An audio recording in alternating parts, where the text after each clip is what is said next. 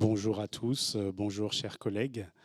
Bienvenue dans ce nouveau rendez-vous Becquerel dont le thème est la prise en charge bucco-dentaire en cancérologie entre ville et hôpital. Nous sommes très heureux de vous accueillir au centre Henri Becquerel pour les personnes en présentiel et également en distanciel. Nous voulons remercier nos partenaires, Pierre Fabre et Daiichi Sankyo, sans qui cet événement n'aurait été pas vraiment possible. Alors merci. Et voici le programme de la soirée. Et on va commencer donc par l'introduction. Donc, je me présente, je suis Raïs Obongo, chirurgien ORL au centre Henri Becquerel. Je ne suis donc pas chirurgien dentiste, mais on m'a invité et on m'a demandé de faire l'introduction et de modérer. Et j'ai accepté avec plaisir. Tout d'abord, ce rendez-vous Becquerel, il est donc ouvert à tout type de professionnels. On voulait savoir dans la salle, est-ce qu'il y a des chirurgiens dentistes? Est-ce que vous pourriez simplement lever la main pour avoir une idée? Normalement, vous êtes censé être majoritaire. D'accord, super, merci. Et pour les chirurgiens dentistes, est-ce qu'il y a dans vos patients des personnes qui sont traitées pour des cancers ORL ou qui ont un suivi? D'accord, merci. Donc il y a quand même pas mal de monde. Et est-ce que dans votre cas, vous rencontrez des fois des difficultés avec ce type de patient ou tout roule, tout va très bien? Est-ce que si vous avez des fois des difficultés, vous pourriez lever la main juste pour avoir une idée, s'il vous plaît? D'accord. Donc on espère vivement que ce webinaire va pouvoir apporter des réponses.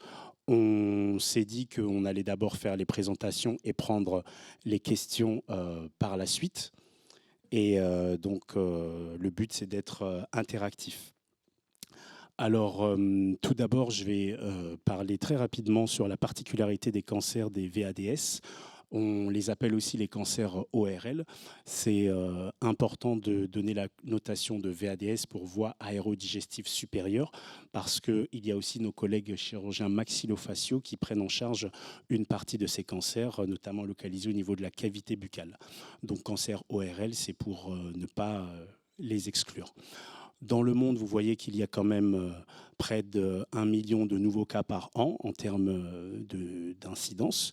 En France, en particulier, il y a 16 000 nouveaux cas par an et vous le savez peut-être, les cancers des VADS sont classés au 5e rang. Ce qui est important à noter aussi, c'est qu'il y a un taux de survie à 5 ans qui est à environ 58%. En ce qui concerne la Normandie, où nous exerçons, c'est très important de savoir que c'est la deuxième région la plus touchée de France par les cancers lèvres, bouche, pharynx, après les Hauts-de-France. Et il y a une surmortalité de ces cancers à plus de 15 et à 25%. C'est ce que l'on voit sur cette photo avec en rouge les Hauts-de-France, la Normandie et la Bretagne. Au final, pour conclure cette introduction brève, il faut avoir conscience que les cancers ORL sont particuliers. Pourquoi? Parce que des symptômes qui peuvent être tout à fait, un symptôme qui peut être tout à fait banal peut permettre le diagnostic de cette pathologie. Et c'est pourquoi lorsque un patient peut présenter des symptômes pendant plus de 3 semaines, il faudra tout faire pour amener le patient ou la patiente vers une consultation rapide, soit vers son médecin généraliste, soit vers un chirurgien ORL ou chirurgien maxillofacial. Donc il faut vraiment essayer dans son réseau d'avoir des collègues disponibles pour pouvoir recevoir les patients dans les 7 jours. Au centre Henri Becquerel, on a mis en place il y a plus de 4 ans un numéro de téléphone SOS ORL qui permet d'avoir un médecin directement tous les jours ouvrés de la semaine. On pourra vous communiquer le numéro par la suite si vous n'avez pas dans votre réseau d'ORL ou de chirurgiens maxillofaciaux qui peuvent recevoir les patients rapidement. Mais c'est très important. Et vous verrez dans votre cas à vous, une langue douloureuse, une lésion précancéreuse, une lésion aftoïde ou un aphte qui dure pendant plus de 3 semaines. Il faut absolument passer à l'étape suivante. Les autres symptômes concernent les localisations ORL en dehors de la cavité buccale. Et il faut aussi savoir que malheureusement, ces cancers sont diagnostiqués à des stades tardifs dans plus de 70% des cas, ce qui veut dire que le patient il vient tard. Et en Normandie, c'est vraiment un combat d'essayer de réaliser un diagnostic précoce de ces patients. Et vous êtes impliqué aussi dans le parcours du patient. Pourquoi ? Parce qu'il y a une étude qui révèle que dans 21% des cas, dans l'année qui suit, dans laquelle va se faire le diagnostic du cancer, les patients ont vu leur chirurgien dentiste. Et vous voyez que pour les médecins généralistes, le chiffre est à 86%. Donc, le rôle du chirurgien dentiste que vous êtes est très très très important, pas seulement au centre Henri Becquerel, bien entendu, mais les chirurgiens dentistes que vous êtes dans vos pratiques quotidiennes, soit en centre hospitalier ou en cabinet, dans ce rôle de prévention, de dépistage, mais en réalité pour les cancers des VADS, on ne va pas parler de dépistage, mais plutôt de diagnostic précoce, parce qu'on ne peut pas réaliser un test ou un examen à tous les patients pour essayer de voir s'ils ont un carcinome. Et ensuite, vous allez avoir un rôle très important dans le bilan pré-thérapeutique, la préparation au traitement. Comme vous le savez, dans l'arsenal thérapeutique de ces pathologies, il peut y avoir des séquences de radiothérapie. Et pour réaliser ces traitements, il faut que l'état dentaire soit nickel. Et enfin, un rôle très important dans le suivi per- et post-opératoire dans les soins courants.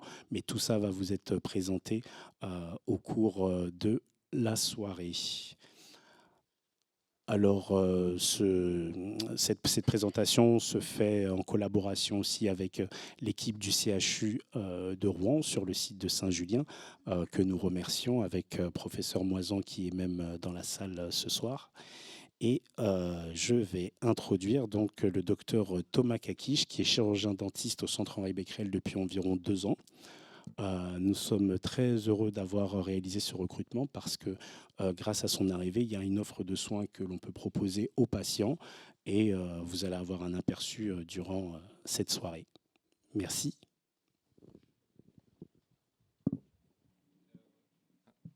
Je te remercie Raïs pour cette belle introduction. Merci à tous d'être venus pendant cette période compliquée des courses de Noël et merci à tous ceux qui sont disponibles en visio. On a essayé d'être un peu généraliste sur le programme et de répondre un petit peu au maximum aux problématiques qu'on peut avoir au cabinet dentaire. Et le but de la soirée, c'est aussi de pouvoir renforcer la communication entre l'hôpital et, comme on a l'habitude de dire ici, la ville, donc les praticiens de ville, donc vous peut-être en majorité. Donc, bon. Je suis sûr que vous êtes passionnés par la pathologie de la muqueuse buccale. Ça ne marche pas trop. Bouton vert, oui, je sais. Et par l'histologie. Donc, désolé, il n'y aura pas trop d'histologie ce soir. Je fais un bref aparté sur la dénomination de lésion potentiellement maligne, qu'on appelle comme ça désormais parce que la notion de lésion précancéreuse supposait qu'il y avait un développement obligatoire en cancer, ce qui n'est pas le cas. Et les nouvelles terminologies, elles avancent aussi le fait qu'une lésion cancéreuse peut se développer à un autre endroit, donc sur une muqueuse d'apparence saine, donc en dehors du site spécifique de la lésion qu'on peut observer en bouche, en réalité. Alors, la dernière revue que j'ai vue avançait le chiffre de 17% sur le risque de transformation maligne des lésions potentiellement malignes, mais elle prend en compte aussi un certain nombre de lésions, dont une qu'on a tendance plutôt à retirer de la classification, qui est en fait l'érythroplasie, qui est une plaque en fait rouge veloutée, un peu long, et qu'on ne peut pas caractériser par une autre lésion connue. et qui a un risque de développement assez important, malin. Parce que quand on fait une histologie, il y a souvent de la dysplasie sévère ou du carcinome in situ, je vais y revenir tout à l'heure. Alors la liste, elle ne se veut pas forcément péremptoire, ni exhaustive. Alors j'essaye péniblement de la faire défiler depuis 30 secondes. Je ne vais pas parler de la lésion des fumeurs à rétro, parce que bon, sans commentaire, c'est des gens qui fument leurs cigarettes à l'envers. Je retire donc les rétroplasies parce qu'on a plutôt tendance à considérer cette lésion comme un cancer, en fait, ainsi que le carcinome verruqueux, qui est en fait une variante du carcinome épidermoïde qu'on appelle plutôt de bas grade, avec une tendance assez faible à la métastase. Je fais juste un bref aussi encart pour parler du lichen plan dans cette classification, et que j'aurais pu remplacer par des lésions lichenoïdes orales, mais pour des raisons de simplicité, je l'ai retiré parce qu'elle regroupe un certain nombre d'entités qui font partie des lésions blanches, et ça, on peut en parler vraiment pendant 3 heures. Donc, ces lésions lichenoïdes, par exemple, en réaction à des amalgames dentaires, des choses comme ça, ou des irritations chroniques, ou bien à des médicaments comme les INS, ou bien les antihypertenseurs, ou bien la fameuse maladie du greffon contre l'hôte, qui survient en cas de greffe de cellules souches hématopoïétiques. Parce qu'en fait, on peut les caractériser cliniquement et histologiquement de manière assez similaire. Ah ouais, je veux bien, merci. Super. Alors, ceci dit, alors la chélite donc, actinique, donc, qu'on peut distinguer en chélite actinique aiguë, donc c'est plutôt le coup de soleil si on veut, qui a les caractéristiques d'une lésion aiguë, donc érythémateux, démateux, et la chélite actinique chronique, qui a les caractéristiques donc plutôt chroniques, donc hyperkératosique, squameux, éventuellement croûteux, fissuraire, avec une particularité au niveau de la clinique qu'on retrouve assez régulièrement, qu'on voit sur la photo plutôt D, de perte de continuité entre la lèvre rouge sèche, donc le vermillon, et la lèvre blanche, qui est assez classique. Donc ça touche plutôt l'homme d'un âge certain, on va dire, avec une photo-exposition régulière. Homme donc mûr, phototype clair, et souvent il y a des surexpositions entre guillemets professionnelles, c'est les gens qui posent beaucoup en extérieur. Donc il y a un risque de transformation non négligeable, 5 à 15%, et à l'origine de 90, j'ai même lu 95% des carcinomes épidermoïdes des lèvres, donc surtout la lèvre inférieure. La fibrose orale sous-muqueuse, pardon, qui a un risque aussi de transformation maligne assez certain, qui est assez rare sous nos latitudes, qui est un vrai problème de santé publique en Asie du Sud-Est et dans le sous-continent indien, et qui est lié en fait à la consommation de chicle de Bethel. Sans doute que vous en avez pas mal entendu parler, la chicle de Bethel, parenthèse culturelle. En fait, on prend une feuille d'aréquier, on met de la noix d'arec là que j'ai illustrée dedans, donc qui est le fruit de l'aréquier également, avec de la chaux éteinte et généralement et plus ou moins du tabac, donc en concentré d'alcaloïdes et d'arsenic sympathique. C'est souvent les gens qu'on voit avec les dents rouges, oranges, et les gencives très très rouges également. Les photos sont pas impressionnantes, mais apparemment c'est très douloureux. On l'a jamais vu, mais voilà. On voit un petit peu les bandes un peu blanchâtres. En fait, c'est une affection chronique qui diminue la fibroélasticité de la sous-muqueuse, donc qui amène à des trismus assez importants et du coup des douleurs associées.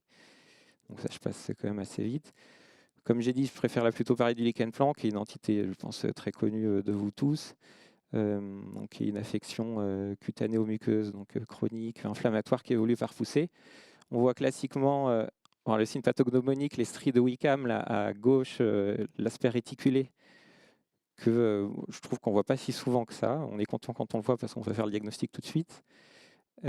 Et après, on a une alternance de phase érosive et phase quiescente, donc phase érosive, comme on peut voir là-haut, pour aboutir au fil des années, voire dizaines d'années, à des phases scléro-atrophiques. Et les terrains érosifs et scléro-atrophiques qui sont plus à même d'être le terreau de développement du coup d'une pathologie maligne. Après, il y a d'autres facteurs associés qui peuvent augmenter ce risque, par exemple une association avec l'hépatite C. Voilà. Bon, on n'oublie pas que c'est une pathologie aussi cutanée. Là, j'ai mis des petites lésions en haut à droite, là, cutanées, qu'on retrouve souvent en phase de flexion des poignets, jambes, chevilles, avec un éclat un peu caractéristique en lumière rasante. Voilà. Bon. Donc le risque, bon, ouais, il est assez faible par rapport aux autres lésions. À 2%, en fait, il est un peu débattu. Il y a même certains spécialistes qui pensent qu'il y a une surincidence parce que le lichen plan est lui-même sous-diagnostiqué. Je vous laisse réfléchir à cette phrase. Avant d'aborder la leucoplasie, qui est peut-être un peu plus compliqué à évaluer en clinique, je parle de la dysplasie puisque je l'ai évoqué plusieurs fois. La dysplasie, qu'est-ce que c'est? En fait, c'est un diagnostic histologique, hein, ce n'est pas clinique comme la leucoplasie. Et ça va être une modification de l'architecture de l'épithélium et associée à des atypies cellulaires. Classiquement, on parle de dysplasie légère, modérée, sévère en fonction du degré d'atteinte de l'épithélium. Je n'ai pas modélisé le carcinome in situ. Le carcinome in situ, il va plutôt englober tout l'épithélium, mais les cellules en question, qui sont des cellules dysplasiques, hein, ce n'est pas des cellules cancéreuses, ne vont pas traverser la membrane basale, contrairement au carcinome épidermoïde où on va avoir ce critère-là. Et ce qui va être en fait le début de l'invasion potentielle locorégionale, voire plus. J'avais dit qu'on ne ferait pas d'histo, donc je passe. La leucoplasie, donc, qui est plutôt une entité clinique à ce moment-là. Alors, j'ai revu la définition tout à l'heure, parce qu'en fait, il y en a plusieurs qui évoluent un petit peu avec le temps. La dernière en date que j'ai vue, qui était sur une revue de l'OMS, c'était une lésion à prédominance blanche, avec un risque discutable, du coup, discutable, c'est quand même important, de transformation maligne, à l'exclusion d'autres pathologies qui n'ont pas un risque plus élevé de cancer. Donc c'est un peu redondant, cette définition. Ce qu'il faut retenir, c'est que c'est un diagnostic d'exclusion, c'est-à-dire que on exclut toutes les autres pathologies auxquelles on pourrait penser, ou d'autres facteurs, par exemple, irritatifs, je vais y revenir tout à l'heure. Cliniquement, c'est important de différencier l'aspect surtout homogène ou inhomogène de ces lésions, qui peuvent aussi se discuter. Là, en haut et en haut à droite, c'est clairement homogène, c'est un patient que j'ai suivi sur des années. En haut à gauche, je l'ai mis parce que je trouve que ça peut se discuter. Moi, j'aurais peut-être presque envie quand même de faire une petite biopsie sur ce bord de langue, mais c'était décrit comme homogène. Et surtout, c'est des aspects qui peuvent évoluer beaucoup et on est plus inquiet quand ça devient un peu soit nodulaire comme en bas à droite, soit verruqueux comme en bas à gauche. On peut même poser éventuellement la question, ça je ne vais pas non plus le développer, de la leucoplasie verruqueuse proliférative, qui fait partie aussi de la grande famille des leucoplasies.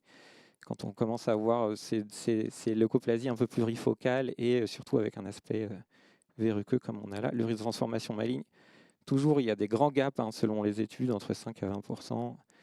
Voilà, il y a beaucoup d'hétérogénéité. En gros, donc on aime bien les arbres décisionnels, ça fait toujours plaisir. En gros, quand on voit une lésion leucoplasique, on va d'abord se poser la question d'un facteur causal potentiel. Alors admettons, là, ce patient-là ou à gauche, il est fumeur, on lui dit d'arrêter de fumer, donc il arrête le soir même, comme tous les patients, bien sûr. On le réévalue à 2-3 semaines ou plus, selon si on est inquiet ou pas, en fait, en réalité. Si la lésion a disparu, on est content, ou elle a régressé, on va dire, c'est plutôt une kératose tabagique, on peut identifier, c'est très bien. S'il n'y a pas d'amélioration, pourquoi pas faire une biopsie, et à ce moment-là, on évalue justement le degré de dysplasie dont je parlais tout à l'heure. La prise en charge, elle est le plus souvent quand même chirurgicale quand il y en a, parce que il y a des thérapeutiques médicamenteuses qui sont testées et étudiées, mais c'est pas hyper probant.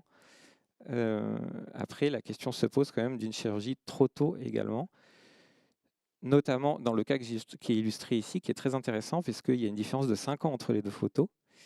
Et en fait, le deuxième argument étant que le cancer, du coup, n'apparaît pas tout le temps sur les lésions leucoplasiques. C'est-à-dire que si on intervient sur cette lésion-là trop tôt, donc en plus avec une petite marge de sécurité d'1 ou 2 mm, on va perdre du tissu. Comment on va fermer? Là, ça s'oppose la question d'un éventuel lambeau ou autre. Et du coup, on fait de la surveillance éventuellement rapprochée, par exemple. Là, c'est un patient qui avait été perdu de vue, donc pas de chance, il revient 5 ans après avec cette lésion-là. Et là, voilà, c'est pour vous illustrer un petit peu la complexité de la prise en charge. Souvent, il faut aussi un peu éduquer les patients quand c'est possible, parce qu'il faut avoir accès visuellement à la lésion. Il faut prendre des photos aussi, et puis faire un suivi régulier, justement. Voilà. Mais c'est tout ça pour vous dire qu'en fait, la leucoplasie, ça se discute, et c'est bien justement pourquoi c'est dans la définition que je vous ai donnée tout à l'heure.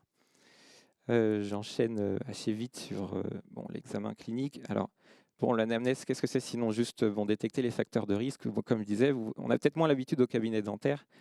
Je sais parce que je fais aussi du privé, de demander par exemple le métier des gens, etc. Bon, admettons, on a quelqu'un 60 ans, donc homme à phototype clair, comme on a dit, pêcheur, marin-pêcheur depuis 30 ans. On va peut-être plutôt tendance à aller quand même bien vérifier la lèvre inférieure, à palper, parce que la palpation elle est quand même essentielle dans ce genre de situation.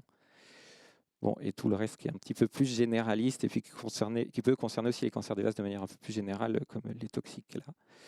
Bon, l'examen complet, on s'en doute. Les lésions élémentaires, qui sont quand même une notion peu importante. On m'a beaucoup bassiné avec ça, mais c'est vrai que c'est la première chose pour orienter un diagnostic clinique. Ça peut paraître un peu idiot de le dire, mais vraiment être à l'aise avec toutes les variations anatomiques et puis les lésions qui sont, somme toute, tout à fait bénignes, comme là, cette langue discrètement géographique et cette langue plicaturée à gauche. J'en parle assez régulièrement parce qu'en fait, j'ai souvenir aussi d'un patient qu'on a vu cancérophobe, vraiment un patient qui est arrivé avec une liste. Donc soit c'est très bon signe, soit c'est mauvais signe, les patients qui arrivent avec des listes, je trouve, et qui nous a fait vraiment un panel de toutes les lésions, enfin, pas les lésions, toutes les variations anatomiques qu'il avait dans la bouche. C'est-à-dire qu'il commençait à nous dire, bon, là, il y a il y a une petite boule là, dans la joue, bon, c'était le sténon. Ah, mais là, il y a des petites crêtes, un petit truc derrière, là, derrière les dents, les petites crêtes palatines sur le palais dur. Il nous a juré que ça n'existait pas avant. En plus, il avait des papilles foliées très développées. Bon, c'était sans fin. Et bon, là, il faut être droit dans ses bottes. Et puis, voilà, bon, c'était juste une petite parenthèse. Au niveau c'est plus concernant le carcinome épidermoïde. Dans ce cas-là, c'est l'aspect ulcéro-bourgeonnant qu'on va chercher, surtout les bords bourgeonnants. L'aspect ulcéré, souvent un peu central. L'induration sous les aunelles, très important à palper. Ça se sent très bien, hein, c'est vraiment très évocateur. Les adénopathies cervicales, où on recherche généralement plutôt, alors quand c'est carcinome épidermoïde, c'est plutôt unilatéral, plutôt fixé, plutôt dur et généralement indolore, surtout au début. Les examens complémentaires, bon, il y en a plusieurs, j'en passe. La biopsie, bon, le premier message sur la biopsie, c'est que si elle a la logistique pour le faire là où vous travaillez, il n'y a aucun souci. Il faut avoir un labo compétent en pathologie de la muqueuse buccale, il faut avoir des résultats rapides. Voilà, après, il faut aussi avoir notion que c'est bien de ne pas avoir de perte de temps et du coup de perte de chance sur ces questions-là. La deuxième notion, c'est que parfois, le faire la biopsie un peu trop tôt, ça peut perturber les examens d'imagerie. Donc, c'est une question à se poser. Ça dépend aussi de la logistique parce qu'il y a des équipes qui font la biopsie assez systématiquement avant les bilans d'extension radiographique, ce qu'on ne fait pas ici. Pour illustrer, le troisième message, c'est un patient qu'on nous avait adressé qui a une lésion qui est quand même assez, pareil, je trouve, assez évocatrice, avec cette petite plaque justement érythroplasique postérieure, et puis l'aspect très érosif. Pour le coup, là, en clinique, c'était très induré, mais ça dépassait pas tellement de la lésion. Première histologie, bon, il ne faut pas tout lire. En gros, aspect inflammatoire avec cyalométaplasie. Là, on s'est dit, super, cyalométaplasie dans la joue. Donc, c'est une nécrose d'une glande salivaire accessoire, une cyalométaplasie. On va publier parce qu'on n'a encore jamais vu ça. Et en fait, on a refait les biopsies, même pas une relecture. Finalement, carcinome infiltrant bien différencié.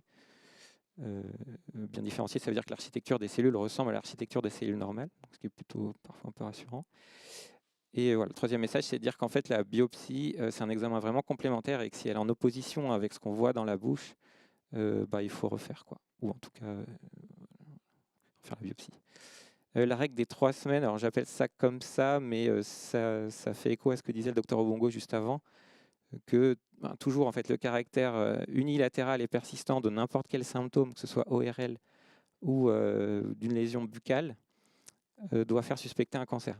Surtout a fortiori si en fait, on essaye d'éliminer un facteur local potentiel. Par exemple, ici, les dents avaient été bien relimées. Je crois que c'est celui patient-là ou celui d'après où il y a eu 3 mois d'antibiotiques. Et là, on peut se dire qu'il y a peut-être une petite perte quand même de chance, donc c'est dommage. Alors c'est une série de bords latéral de langue que je mets, donc la deuxième, qui fait un peu moins peur, on va dire, qui a un aspect un peu plus trompeur, mis à part effectivement les levures là, sous muqueuse là, qu'on arrive à discerner. Et pareil, c'est la photo prise pendant une panendoscopie, c'est-à-dire c'est sous anesthésie générale. Les ORL ils vont faire des biopsies et venir regarder un petit peu plus en avant au niveau des VADS. Et là, pareil, en fait, il y avait eu une petite perte aussi de temps pour cette lésion-là. Et donc, c'était dommage. En fait, tout ça pour dire qu'il ne faut pas hésiter à envoyer. S'il y a un doute, je pense que les patients, ils n'en voudront jamais qu'on fasse trop de consultations. Il n'y a pas de mauvaise consultation, en tout cas dans ce contexte-là. Et j'en profite pour vous dire que si vous n'avez aussi pas trop de correspondants au niveau de tout ce qui est pathologie muqueuse, vous pouvez aussi nous envoyer. Merci Thomas. On va passer donc à la présentation d'après. sur les ostéoradionécroses, qui va se faire conjointement avec professeur Thureau Sébastien, qui est radiothérapeute au centre Henri Becquerel. Et la deuxième partie se fera à nouveau avec le docteur Kakish. N'hésitez pas à retenir vos questions, qu'on prendra à la fin si vous le voulez bien. Merci.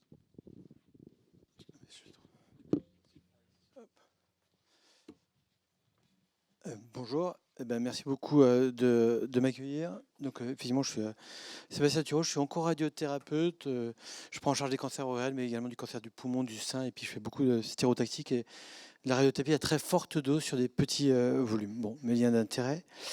La radiothérapie, c'est une spécialité qui est très particulière, elle est très peu connue parce qu'on est moins de 1000 praticiens en France.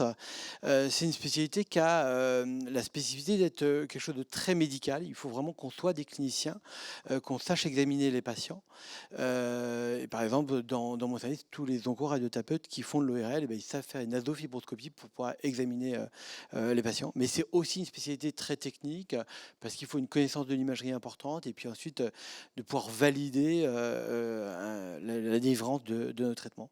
C'est aussi une spécialité qui s'est totalement transformée en moins de 50 ans et surtout depuis les 10-15 dernières années grâce à l'informatique essentiellement et puis aujourd'hui grâce à l'IA. Et cette transformation, on y reviendra après, mais elle a permis de diminuer de façon majeure la toxicité des rayonnements ionisants. Ici, je mets en évidence les traitements qu'on pouvait faire il y a 20 ans, ou il y a peut-être même 15 ans, qui est l'exemple qui est à gauche de la radiothérapie conformationnelle, qui était une radiothérapie qui délivrait la bonne dose, mais à des grands volumes, et on n'arrivait pas à épargner les volumes sains.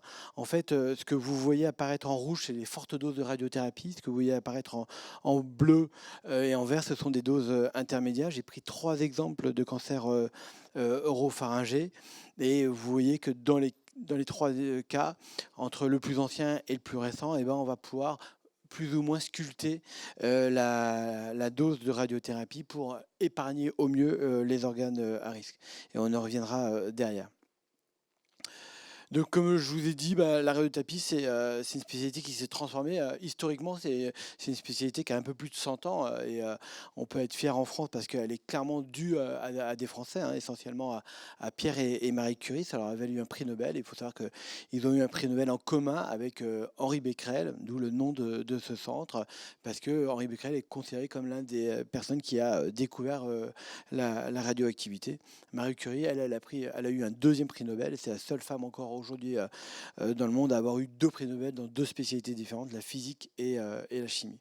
Et en fait, la radiothérapie moderne, elle a apparu à peu près dans les années 70, quand on a commencé à supprimer ce qu'on appelle les bombes au cobalt, qui étaient donc des sources radioactives qu'on avait dans les services de radiothérapie, qui ont disparu en France dans les années 2000, avec le premier plan cancer par Jacques Chirac, et qui ont été remplacés par ce qu'on appelle des accélérateurs linéaires, c'est-à-dire qu'on n'a plus de sources radioactives dans les services de radiothérapie, mais grâce à un différentiel de potentiel entre une électrode et une cathode, on va créer un champ d'électrons qu'on va ensuite transformer en photons. Et la plupart de nos patients, on les traite par des photons de haute énergie. C'est à peu près la même énergie que celle utilisée par les radiologues, sauf que c'est une énergie de beaucoup plus grande échelle. On est en kilovolts en imagerie, nous on est en mégavolts. Pour savoir, en fait, quand on va faire de la radiothérapie, on va donc, c'est un phénomène physique qui va faire qu'il va y avoir une interaction avec les atomes, qui va entraîner une excitation et une ionisation. Et par phénomène indirect, essentiellement en présence d'oxygène, on va créer des cassures de l'ADN, et ce sont ces cassures de l'ADN qui vont entraîner de la mort cellulaire. Et ce qu'on cherche à faire en radiothérapie, c'est entraîner de la mort cellulaire, essentiellement des cellules tumorales, parce qu'elles n'auront pas la capacité de réparer, et notamment quand on crée des cassures double brin, donc là c'est-à-dire que la cellule suivante, elle n'est pas capable d'avoir une cellule fille avec le même génome, et donc c'est ces cassures qu'on va essayer d'avoir. Et les cellules saines, elles, généralement, elles sont capables de réparer parce qu'elles ont gardé les systèmes de réparation. Et donc on essaye d'avoir ce différentiel entre les cellules tumorales et les cellules saines. de ces cassures de l'ADN vont entraîner des morts cellulaires et c'est ce qui va permettre d'avoir l'efficacité de la radiothérapie. Il y aura aussi un peu de mort cellulaire des cellules saines et c'est ça qui entraîne la toxicité de la radiothérapie. Et quand on va faire la radiothérapie, on va la faire sur plusieurs semaines, on reviendra après dessus. On va entraîner une toxicité qu'on appelle une toxicité aiguë, qui est celle qu'on a au moment où on fait les rayons dans les semaines qui suivent. Et par définition, on accepte jusqu'à 6 mois post-radiothérapie. Ce sont des phénomènes qui sont généralement réversibles. Et puis malheureusement, on a aussi la toxicité tardive qui diminue grâce à l'amélioration de nos techniques, mais qui est toujours présente, qui elle est la toxicité qui apparaît à distance, qui va apparaître à partir de 6 mois, mais qui peut se prolonger 1 an, 2 ans, 3 ans après. On a des toxicités tardives qui apparaissent très tardivement et qui malheureusement ne sont pas réversibles. On n'a pas de traitement pour contrebalancer la toxicité tardive, comme de la fibrose, comme l'ostéoradionécrose, comme l'hypocyalie par exemple. Alors pour vous donner un ordre d'idée de ce qu'est un service de radiothérapie, dans mon centre, on a 5 machines qui sont des machines modernes. Elles ont toutes moins de 10 ans. C'est des gros investissements. On est entre 3 et 5 millions d'investissements par machine. On a obligatoirement un scanner dédié à la radiothérapie parce que la partie du scanner est obligatoire. Et puis en ERL, c'est extrêmement important. On a un accès dédié au PET scanner et un accès dédié à l'IRM. Le schéma de la prise en charge d'un patient en radiothérapie, il est toujours le même. Une consultation initialement avec l'oncoradiothérapeute, puis une imagerie de positionnement, la définition des volumes, le calcul de la dose, la validation de cela, le contrôle qualité, le traitement. Et pendant le traitement, on surveille nos patients de façon hebdomadaire, c'est une obligation légale. Et une surveillance post-traitement, c'est aussi une obligation légale, au moins tous les ans pendant 5 ans. Alors si on reprend en détail ce schéma de prise en charge, eh bien, le radiothérapeute, ce que je vous disais, c'est aussi un clinicien. On a besoin de voir les lésions parce que derrière, on va définir les volumes qu'on veut irradier. Et donc, on a besoin de voir où sont les ganglions, où sont les tumeurs en endobuccale, en odolarragée. Et comme je vous disais, voilà, tous les radiothérapeutes, ils savent faire des nasofibroscopies. C'est important aussi de prendre en compte les comorbidités, savoir si on va vouloir associer ou pas une chimiothérapie. Un patient qui serait très vasculaire, on va peut-être réfléchir un peu plus sur nos volumes qu'on va vouloir irradier. Et puis, bien entendu, il faut avoir une très bonne connaissance de l'imagerie IRM scanner pour pouvoir ensuite définir les volumes que l'on va traiter. Après cette consultation-là, le patient, ils auront tous un scanner de mise en place pour planifier ensuite le traitement de radiothérapie. Ce scanner, aujourd'hui, il est totalement obligatoire. En ORL, c'est simple, ils ont tous un masque comme ceci, c'est un masque qu'on appelle 5 points. Ça va nous permettre qu'ils soient toujours dans la même position pour chaque séance de radiothérapie. Et même si le patient il a fait un scanner 3-4 jours avant, on sera obligé de refaire un scanner en radiothérapie parce que il faut qu'il soit dans cette position-là pour, par exemple, écarter les épaules et pour que ça soit toujours reproductible d'un jour sur l'autre. Après avoir fait ce scanner, on va généralement fusionner les images du scanner qui sont pas totalement informatifs, le scanner de radiothérapie, par de l'IRM qui sont beaucoup plus informatifs sur les tissus mous, par le PET scanner. Et c'est une grande spécificité du centre Bucret, c'est de pouvoir faire de l'imagerie en position de traitement pour l'IRM et le PET scanner. Et après avoir fusionné ces différentes images, on va définir les volumes qu'on veut traiter et les volumes qu'on veut épargner. Alors là, on a une grosse aide, c'est celle de l'intelligence artificielle qui va en quelques secondes nous définir tous les organes à risque. C'est quelque chose qui peut prendre facilement avant 3/4 d'heure, 1 heure pour chaque patient. Aujourd'hui, c'est fait en 10 secondes par l'IA. Et après avoir défini ces organes à risque, on va définir les volumes que l'on veut traiter.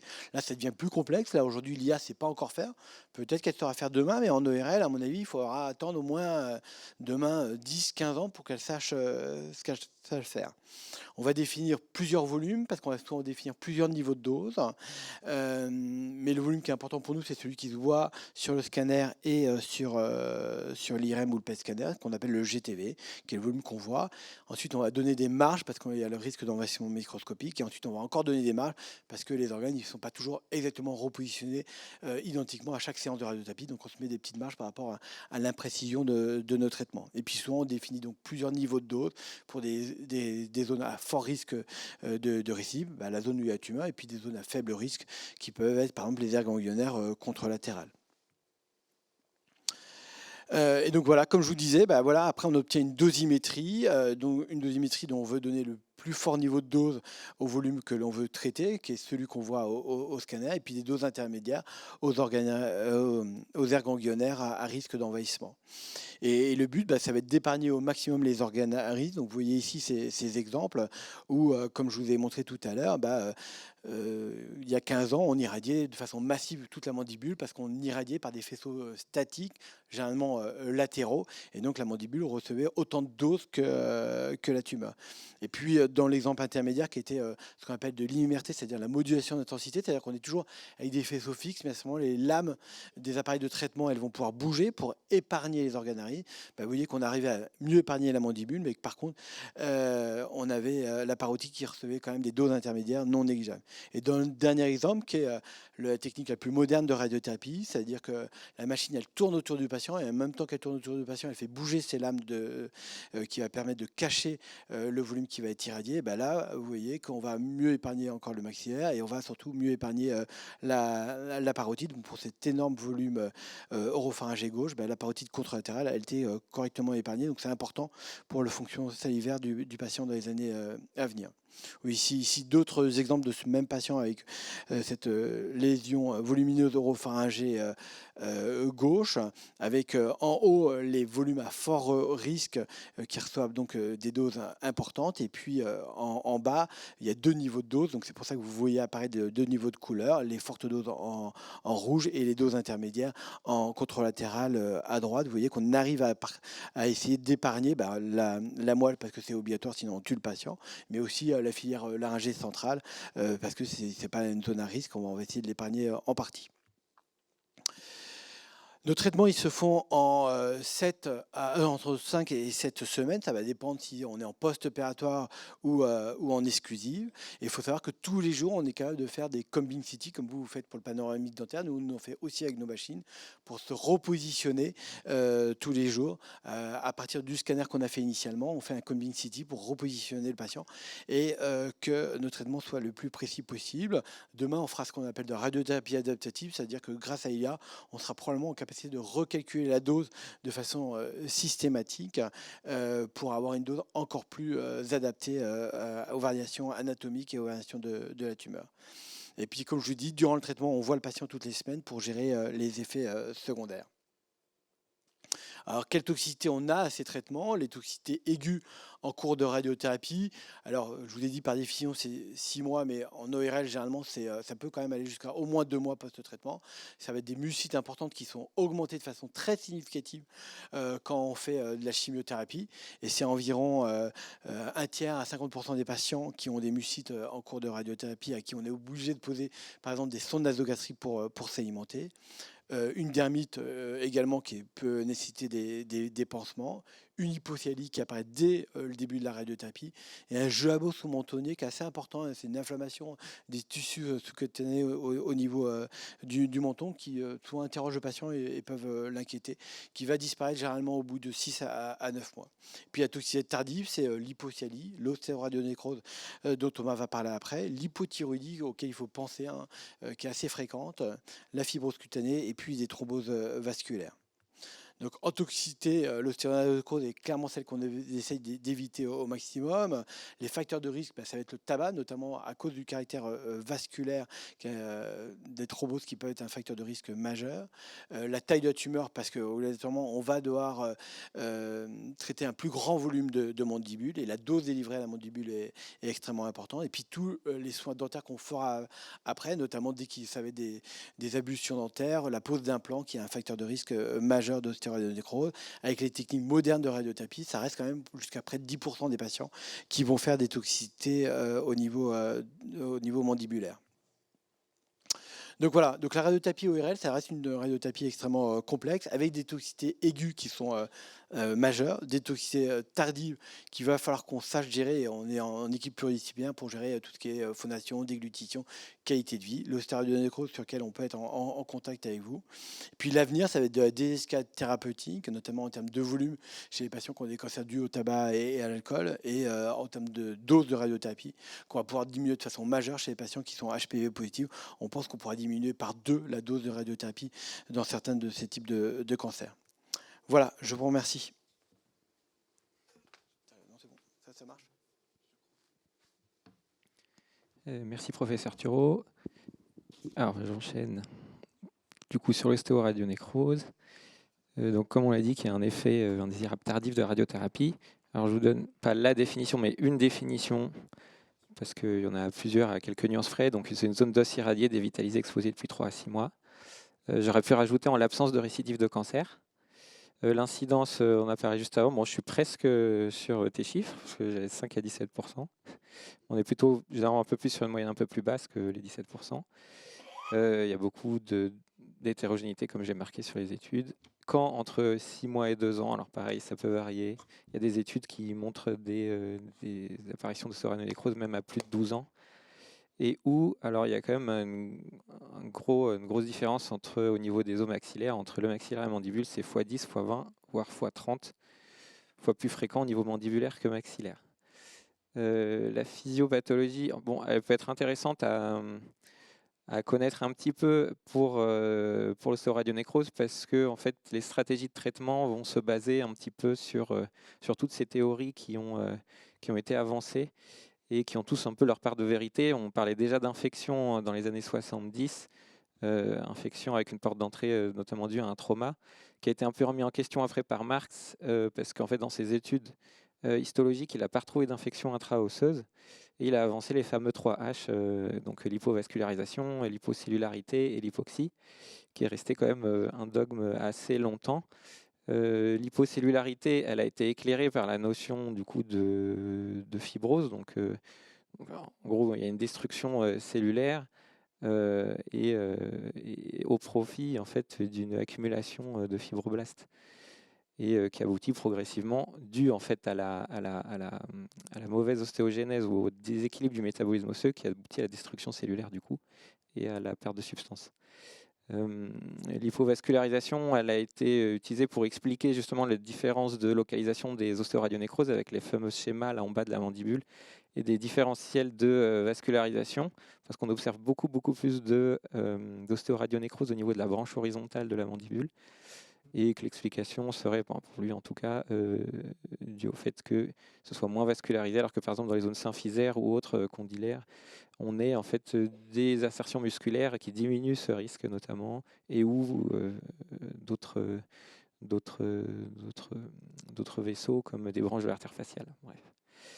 L'hypoxie, elle a été explorée avec la thérapie de l'oxygénothérapie hyperbare, c'est dur à dire, mais a priori, il n'y a pas eu des preuves fantastiques de la supériorité de ce traitement.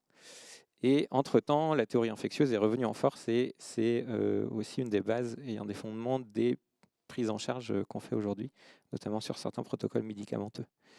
Donc, ce qu'il faut retenir de toute façon, c'est que c'est un échec de cicatrisation qui est dû à un déséquilibre du métabolisme osseux, en gros, au profit d'une fibrose, et du coup qui aboutit à toutes ces destructions cellulaires et ce qu'on peut voir. La stadification, vraiment, il y en a plein, je ne vais pas vous embêter avec ça, il y en a vraiment beaucoup.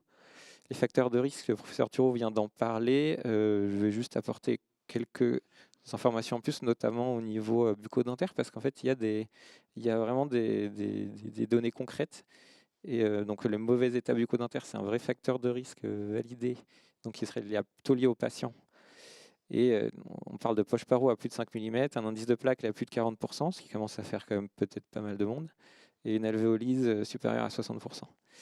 Donc les facteurs liés au traitement, on en a parlé juste avant, donc maintenant vous êtes incollable, je pense, sur les fortes doses, les volumes d'irradiation, les fractionnements, la chirurgie aussi de la zone irradiée, parce qu'il y a un dépériostage et éventuellement des dommages vasculaires, et le temps entre les extractions et le début de la radiothérapie, qu'on aime bien avoir de 3 semaines pour avoir au moins une cicatrisation muqueuse, et aussi surtout les extractions après radiothérapie, a fortiori s'il n'y a pas eu de précaution particulière.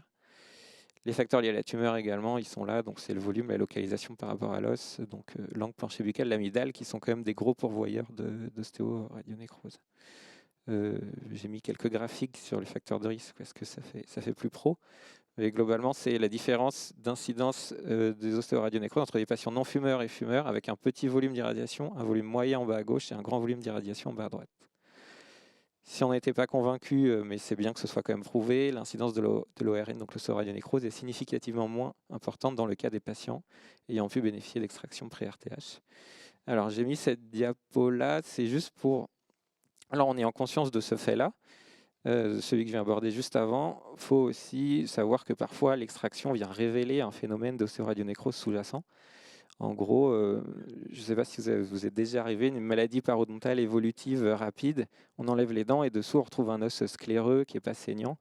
On peut supposer qu'il y a quand même un phénomène d'ostéonécrose du coup existant à ces extractions. Enfin, pas forcément toujours culpabiliser. Dans tous les cas, la prise en charge et comment on aborde les choses sont la même. C'est juste que voilà, intellectuellement, c'est bien aussi de le savoir. Le diagnostic, alors on peut tout voir en termes de diagnostic, enfin d'examen clinique. Alors ça peut être une exposition, enfin une ulcération muqueuse, pardon, une exposition osseuse. Il peut y avoir même pas d'exposition et juste un relief osseux un peu perturbé, des douleurs à la palpation. Le trismus qui peut être présent même dans les phases précoces de l'ostéoradionécrose, sur infection, les neurostomes et les fractures mandibulaires notamment. Le bilan radiologique, donc bon, panoramique classique, généralement on voit plutôt au début une hypodensité qui prend petit à petit un aspect un peu floconneux et qui est suivi par une phase de destruction osseuse. Alors généralement la panoramique en dessous de 30 voire des fois 50% de destruction osseuse, on ne voit pas toujours de lésions. C'est là où le Cohenbeam vient quand même bien nous éclairer avec sa grande définition au niveau osseux, éventuellement un scanner plus ou moins injecté pour voir les tissus mous autour s'il y a des inflammations ou des empièmes, donc des collections de pus. La TEP, j'en parle pas trop parce que c'est plutôt dans certains protocoles, notamment le protocole Pentoclo, et puis en fait en pratique courante on ne le fait pas. Toujours penser à une récidive, donc la biopsie, comme je l'ai dit avant, une biopsie, donc l'anapathe, et la biopsie profonde pour la bactériologie, donc j'en parle juste après. Donc un autre arbre décisionnel, c'est bien. Souvent, en fait, alors pareil, la prise en charge de l'ORN, elle est souvent plutôt quand même chirurgicale et ou, alors j'en parlerai tout à l'heure, médicamenteuse ou les deux. Avant 1 an, souvent, on s'abstient un petit peu. Alors, a priori, c'est plutôt parce que dans cette phase-là, après 1 an post-traitement, c'est là où il y a le plus de risque de récidive. À ce moment-là, on ne préfère pas toucher. Le prélèvement bactérien, donc avec une biopsie osseuse profonde quand c'est possible. Pourquoi profonde? Parce qu'on n'est pas contaminé par les bactéries commensales qui sont dans la bouche. Et ce qui nous permet d'avoir une antibiothérapie ciblée quand c'est possible. Sinon, on fait une antibiothérapie probabiliste, donc à large spectre, et ce pendant au moins 1 mois. Ensuite, on passe à la phase éventuellement pentoclo. Donc là, j'en parle sans en parler parce que j'en dis quand même 2 mots. Donc c'est l'association de 3 médicaments. La pentoxifilline qui est un vasodilatateur, donc il va plutôt contrecarrer le côté hypovascularisation dont on a parlé avant. Le tocopherol qui est un antioxydant qui va contrecarrer un petit peu le côté fibrotique. Et clodronate qui en réalité n'est pas trop utilisé, qui est un biphosphonate de première génération.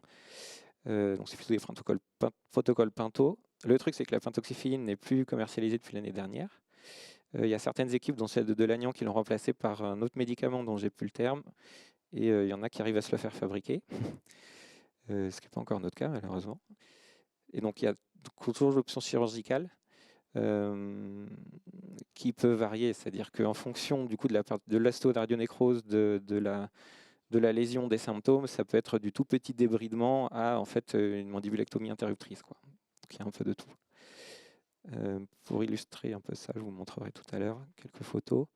Le protocole d'avulsion en terrain irradié, vous l'attendiez tous. Alors je rends hommage à l'équipe de Gustave Roussy parce que j'ai totalement copié leur protocole.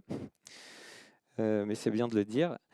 Donc on fait une antibioprophylaxie, alors plutôt 8 jours, mais à réévaluer en fait aussi en fonction de la situation, parce qu'on aime bien faire un contrôle justement à 7 ou 8 jours et voir la cicatrisation.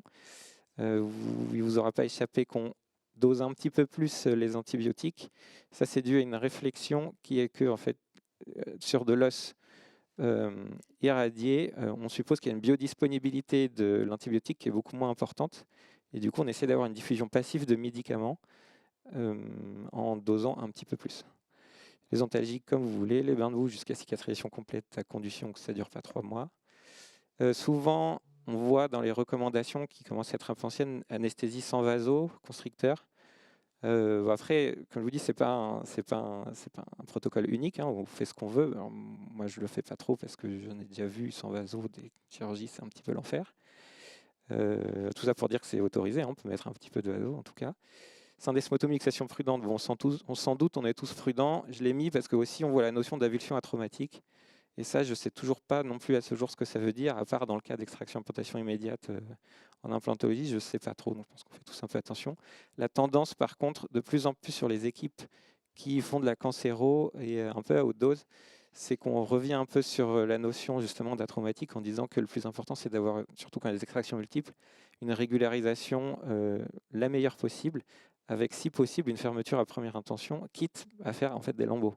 Et du coup, une petite exposition osseuse en plus. Après, bon, bien sûr, ça dépend des pratiques aussi et des praticiens. De l'APRF, ça fait pas de mal.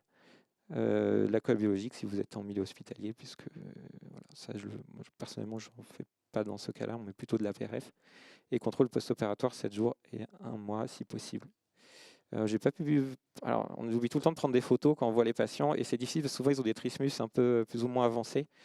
2 exemples là en clinique, à quoi ça ressemble. Un patient à droite, par exemple, c'est pas du tout symptomatique. On a changé sa vie en lui prescrivant un hydropulseur parce qu'en fait il était surtout gêné parce qu'il y a de l'alimentation qui venait dans ses lacunes osseuses. Et maintenant, il est bien, la gencive plutôt propre, donc on surveille. On voit notamment sur la panoramique cette image d'alvéole un petit peu déshabitée à gauche, cette hypodensité un petit peu dessous. Alors là, c'est un cas d'ostéoradionécrose qui va à peu près de la molaire de la 6 à la 6 en bas, et qu'on voit bien en bas à droite, surtout sur les coupes coronales. Il y a un séquestre en fait osseux qui va en fait de là jusqu'à là. C'était un patient qui avait aussi une fistule cutanée. On peut voir là en haut à droite, on l'a passé un peu vite, mais il y avait une communication, il y avait une rupture de la basilaire. Et c'était un patient qui n'était pas opérable. On lui a juste fait une chirurgie de confort en retirant ce séquestre-là parce que ça lui rappelle la langue. Puis pareil, en fait, on surveille. Un cas fracturaire. Bon, je pense qu'on voit bien la fracture. Et qui peut aller, comme je parlais tout à l'heure, d'os un petit peu mité, ou peut-être je ne l'ai pas dit, à droite. Et ça, c'est la patiente d'après. Et ouais, c'était juste pour illustrer que c'est vrai que c'est des pathologies, on est toujours un petit peu embêté parce que même à ce stade-là, encore une fois, là, c'est une patiente qui n'était pas très opérable parce que bon, elle fait 40 kilos toute mouillée. Son état général ne le permettait pas. On revient sur les photos un peu cliniques. Donc là, fistule cutanée aussi. On regarde dans la bouche. Hop, là c'est à gauche, là c'est à droite. À gauche toujours.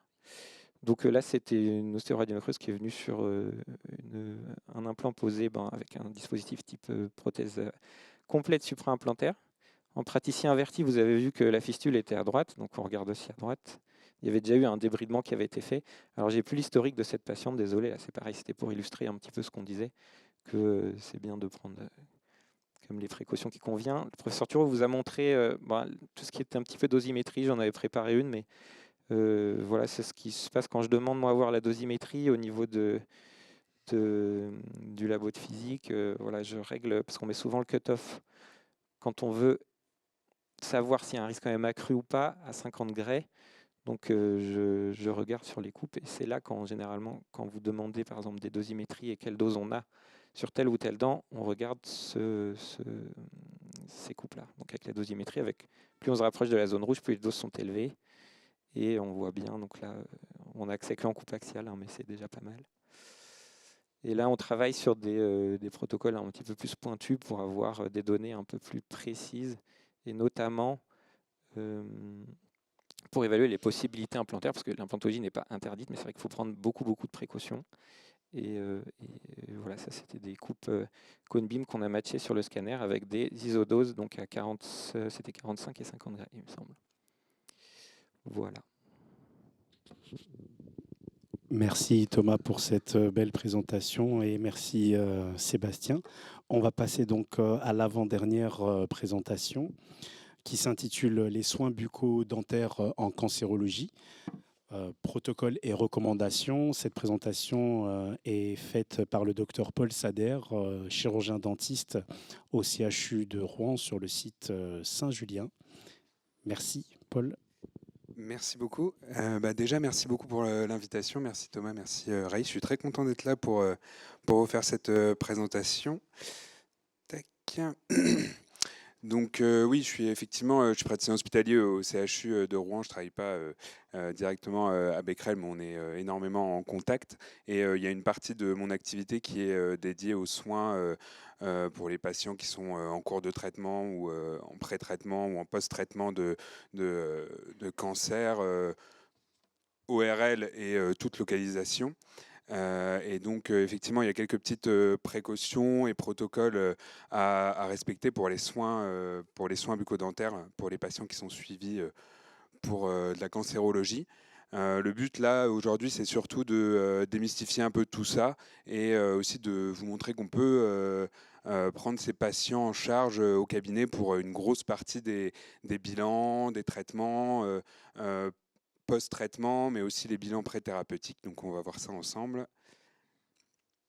Donc, au niveau des objectifs de la présentation, c'est de revoir ensemble les principes du bilan, de pouvoir adopter la bonne conduite et revoir ensemble les traitements, les différents traitements anticancéreux auxquels on peut être confronté au cabinet.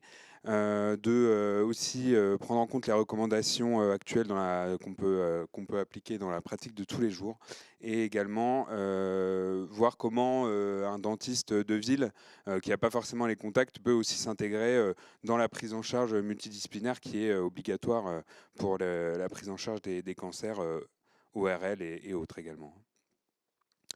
Donc, au niveau du plan de la présentation, on va voir justement les enjeux de la prise en charge bucco-dentaire en cancérologie.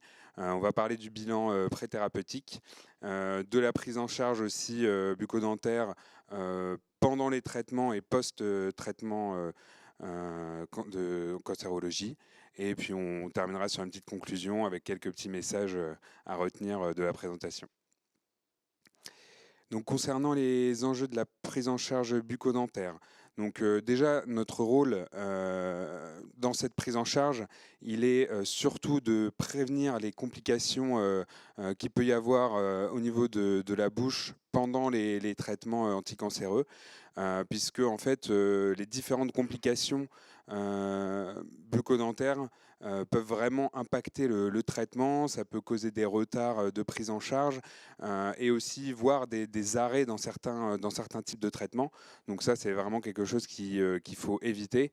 Et en tant que chirurgien dentiste, on prend vraiment une part active dans ce rôle-là. Dans la continuité de tout ça, ça va être également de vraiment pouvoir favoriser la continuité du traitement pour éviter vraiment les soucis. Et surtout en post-traitement, pouvoir améliorer le confort, l'alimentation et globalement la qualité de vie du patient. On va le voir plus tard, mais le but premier de nos collègues médecins, c'est de sauver le patient, de traiter le cancer. Mais malgré toutes les évolutions des techniques en chirurgie, radiothérapie et traitements anticancéreux divers, ça impacte quand même énormément la qualité de vie du patient et on a aussi un rôle très important pour essayer d'améliorer tout ça. Donc justement concernant les risques sur la continuité du traitement, le fait d'avoir une pathologie bucco-dentaire pendant le traitement va avoir vraiment un impact important qui peut causer une interruption ou un retard, soit des radiothérapies ou de la chimiothérapie, ou également une réduction de dose ou des modifications du protocole parce que le patient il est impacté, il ne peut plus continuer sereinement son traitement. Et globalement, du coup, ces différents impacts peuvent vraiment réduire l'efficacité du traitement. Donc, on va voir les différents impacts que aussi peuvent avoir les traitements justement sur la cavité buccale. Donc, on l'a déjà évoqué, les mucites qui sont vraiment une inflammation des tissus importante qui peuvent aller dans les cas les plus graves à une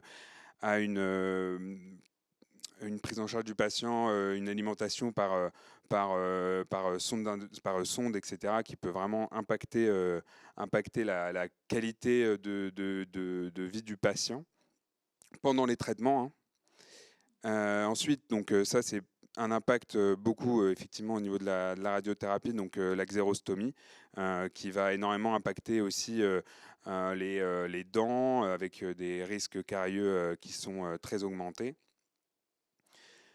les lésions carieuses justement radio-induites. Donc bon, là on voit c'est un cas assez assez grave, mais effectivement la radiothérapie elle a quand même un impact important sur le tissu dentaire. Et donc notre rôle, encore une fois, il est à la fois dans la prise en charge de ces lésions, mais surtout dans la prévention pour ne pas en arriver là. Du coup, de bien informer le patient sur les traitements à mettre en place pour vraiment prévenir ce genre de lésions. Comme on vient de le voir, donc tout ce qui est ostéo-radionécrose et ostéo-chimionécrose.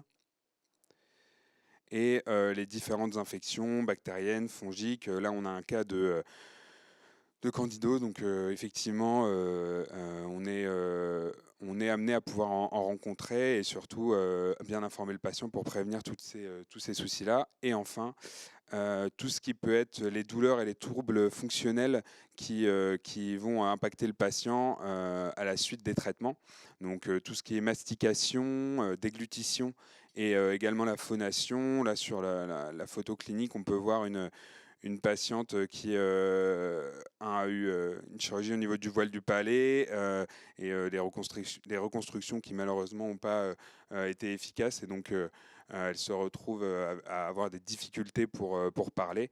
Et voilà, donc on a aussi un rôle dans la prise en charge de ces impacts sur la vie des patients. Et donc voilà, globalement, tous ces impacts, ils vont avoir un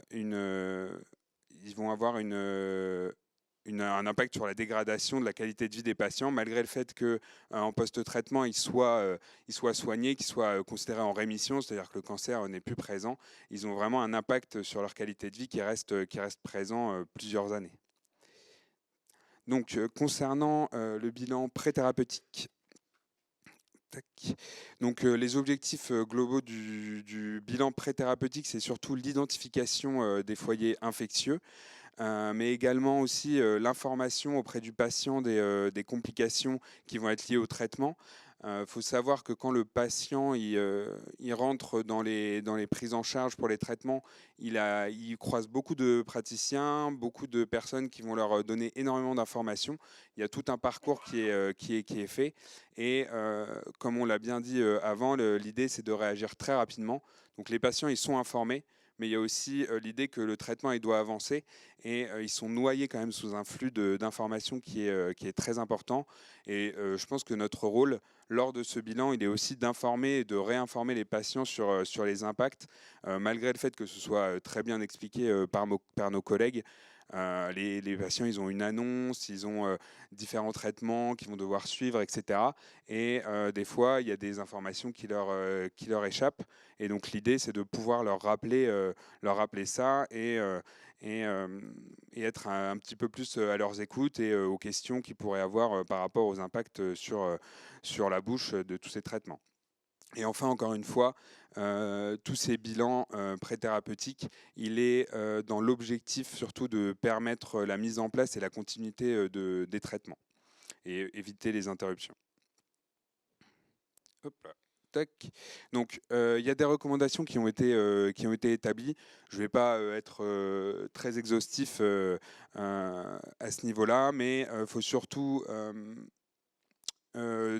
mettre deux catégories. Donc, les cas où il y a absence de radiothérapie au niveau de la bouche.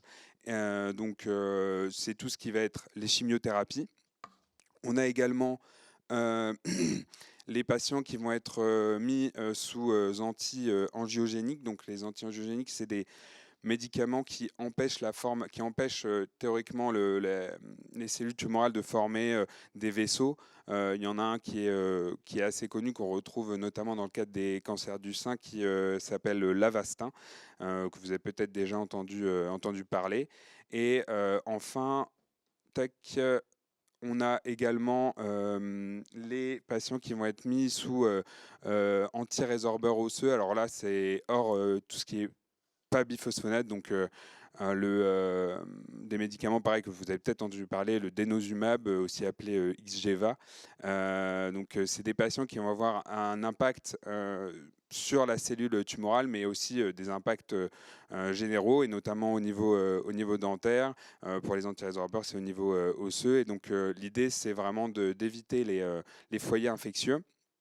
Et globalement, ce qu'il faut retenir de ces prises en charge et de ces recommandations, c'est que tout acte invasif doit être réalisé au minimum 2 semaines avant le traitement pour obtenir une fermeture de la muqueuse. Concernant les soins conservateurs, il n'y a pas vraiment de délai à proprement dit, mais il faut qu'il soit réalisé le plus rapidement possible. Et également, et là c'est plus dans l'information du patient pendant toute la durée des traitements, et ça j'ai mis absence de radiothérapie là, mais c'est également valable pour les patients qui vont avoir de la radiothérapie. L'idée c'est vraiment de maintenir en permanence une bonne hygiène bucco-dentaire. En bilan pré-traitement, effectivement, dépister tout ce qui peut être les traumatismes occlusaux, les problèmes de prothèse, éventuellement effectivement réaliser les soins de prévention, des tartrages, etc., pour vraiment que le patient il soit au mieux avant la réalisation des traitements.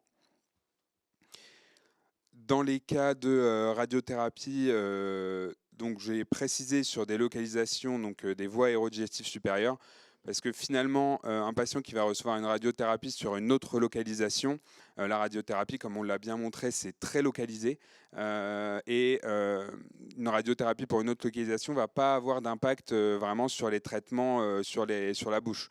Donc, pour des patients qui vont avoir des radiothérapies vraiment sur des localisations qui ne touchent pas la tête et le cou, il n'y a pas besoin d'être, on va dire, agressif sur la suppression de tous les foyers infectieux, parce que finalement, le patient il n'aura pas d'impact à ce niveau-là de la radiothérapie. En revanche, pour les localisations au niveau des voies aérodigestives supérieures, donc là, je vais pas, pareil, on en a déjà un petit peu parlé, mais c'est toujours cette histoire de suppression des foyers infectieux. Donc on peut voir sur les recommandations qu'il y a notamment des seuils de dose. Alors là, les recommandations datées de 2020. Avec les différentes recherches et notamment les recommandations des différentes sociétés américaines, on est plus maintenant sur les doses où il va vraiment y avoir un risque d'ostéo-radionécrose, vraiment sur des doses au-delà de 50 Gray. Néanmoins, de toute façon, peu importe la dose, il faut faire ce bilan préthérapeutique et éliminer les foyers infectieux. C'est toujours des risques qui sont présents. Donc là, vraiment, pour les cas de radiothérapie, il n'y a pas trop de questions à se poser. Tout foyer à risque, actif ou non, à risque infectieux, doit être éliminé. Et on voit aussi sur ces recommandations qu'il y a mention de l'hygiène bucco-dentaire. Donc pareil, c'est un facteur vraiment important au niveau des risques de survenue d'ostéonécrose, comme disait Thomas. Donc bien rappeler les gestes d'hygiène bucco-dentaire, brossage, brossette, et effectivement toujours maintenir ça pendant les traitements, même si c'est difficile, essayer de toujours maintenir au mieux ces gestes d'hygiène bucco-dentaire. Donc, concernant les prises en charge pendant les traitements et post-traitement, alors pendant les traitements, ça va être très très très limité, puisque d'où l'importance des bilans pré-traitement, c'est-à-dire que pendant les traitements, on ne va pas pouvoir faire grand-chose, c'est vraiment essayer de sécuriser et de pouvoir permettre la continuité des traitements. Alors, hors radiothérapie, si jamais il y a un souci d'une dent infectée, d'une dent qui pose souci et que ça nécessite un acte invasif, donc le bilan hématologique il est obligatoire, notamment pour vérifier les défenses du patient, donc ce qui est polynucléaire, etc. Et surtout la présence de plaquettes pour éviter les saignements. Donc là, je vous ai remis les normes. Donc ça doit toujours être en concertation avec l'équipe qui dirige le traitement, et toujours effectivement là pour le coup on est plutôt à dire que beaucoup de gestes peuvent être effectués au cabinet dentaire, mais là je pense que ça nécessite quand même une prise en charge hospitalière pour avoir toute l'équipe derrière au cas où il y a des soucis. Et tout ce qui est traitement conservateur, alors je l'ai remis parce que c'est dans la recommandation, mais tout traitement conservateur qui n'est pas du tout urgent doit bien sûr être décalé après les traitements. Mais en tout cas, si jamais il y a un traitement conservateur à réaliser, c'est toujours avec des antibiotiques, une antibioprophylaxie. Concernant les conduites à tenir pendant les traitements de radiothérapie, alors là c'est encore pire, le patient de toute façon il n'est pas dans un état où il est apte à recevoir des traitements, donc c'est vraiment l'idée de soulager juste le patient. Ce qu'on peut rencontrer, c'est tout ce qui est mucite, donc qui a déjà été évoqué, donc les mucites aigus, en sachant que les traitements sont juste symptomatiques, ils ne sont pas là pour traiter la mucite. La mucite, en général, elle disparaît quelques semaines après les traitements, en sachant que les traitements, ça va être des bains de bouche, donc bicarbonate de sodium, éventuellement des bains de bouche anti-inflammatoires, et surtout des anesthésiques de contact et de l'analgésie. Je n'ai pas détaillé ici, mais il y a plusieurs grades et ça permet de définir quel type d'analgésie, dentalgique surtout, on doit mettre pour soulager le patient. Ça, c'est des cas qu'on rencontre quand même rarement, même nous en hospitalier, puisque c'est très bien pris en charge par l'équipe, soit de radiothérapie, les oncologues, etc. Ils ont des protocoles très précis, mais voilà, il faut être au courant de comment ça fonctionne et pouvoir être en mesure d'informer le patient si on croise ça.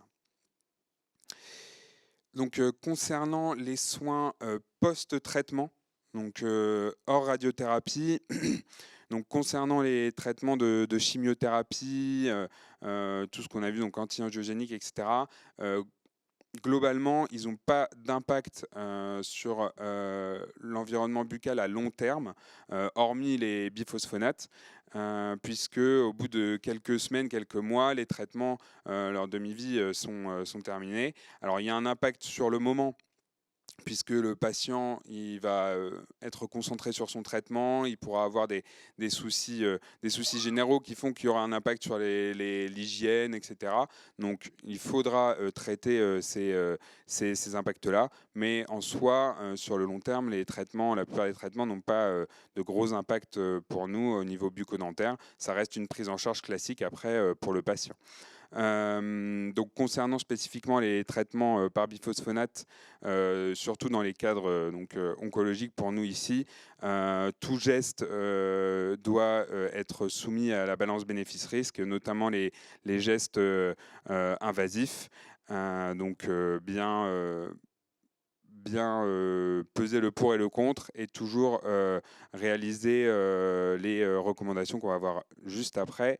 Et encore une fois, la radiothérapie hors localisation VADS n'a pas d'impact sur les dents, sur la cavité buccale. Donc, concernant les soins bucco-dentaires post-traitement de radiothérapie. Donc, tout acte invasif doit être soumis au rapport bénéfice-risque. Donc, est-ce qu'il faut le faire, est-ce qu'il ne faut pas le faire. L'information surtout du patient concernant les risques d'ostéoradionécrose, comme on a vu précédemment.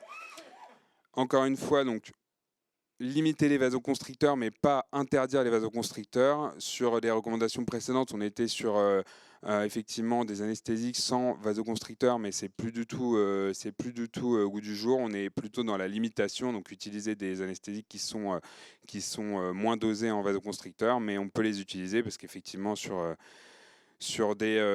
pour aussi en avoir été témoin d'avulsions sans vasoconstricteur, c'est vraiment pas du tout agréable. Et là, ça a été assez documenté sur le fait que ça n'impacte pas les risques d'ostéonécrose sur les concentrations qu'on utilise.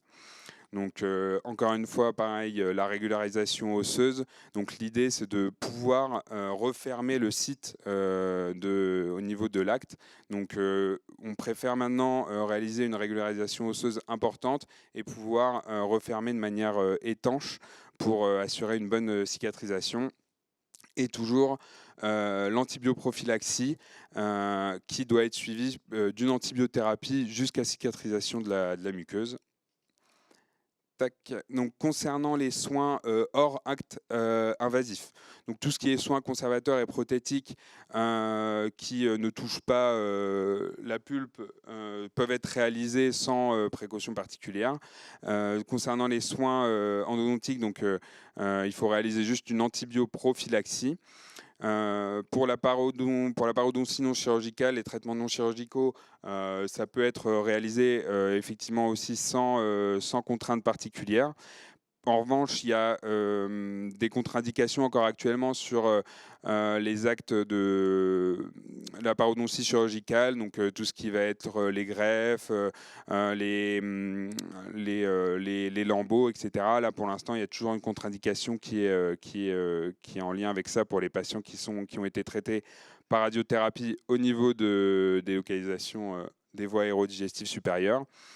Concernant l'implantologie, comme on en a parlé un tout petit peu et qu'on reverra aussi dans les cas cliniques, elle est possible. En revanche, tout ce qui est greffe, encore une fois, est contre-indiqué et il faut attendre quand même un délai de plus d'1 an après la radiothérapie et surtout à des doses qui sont de 50 degrés maximum.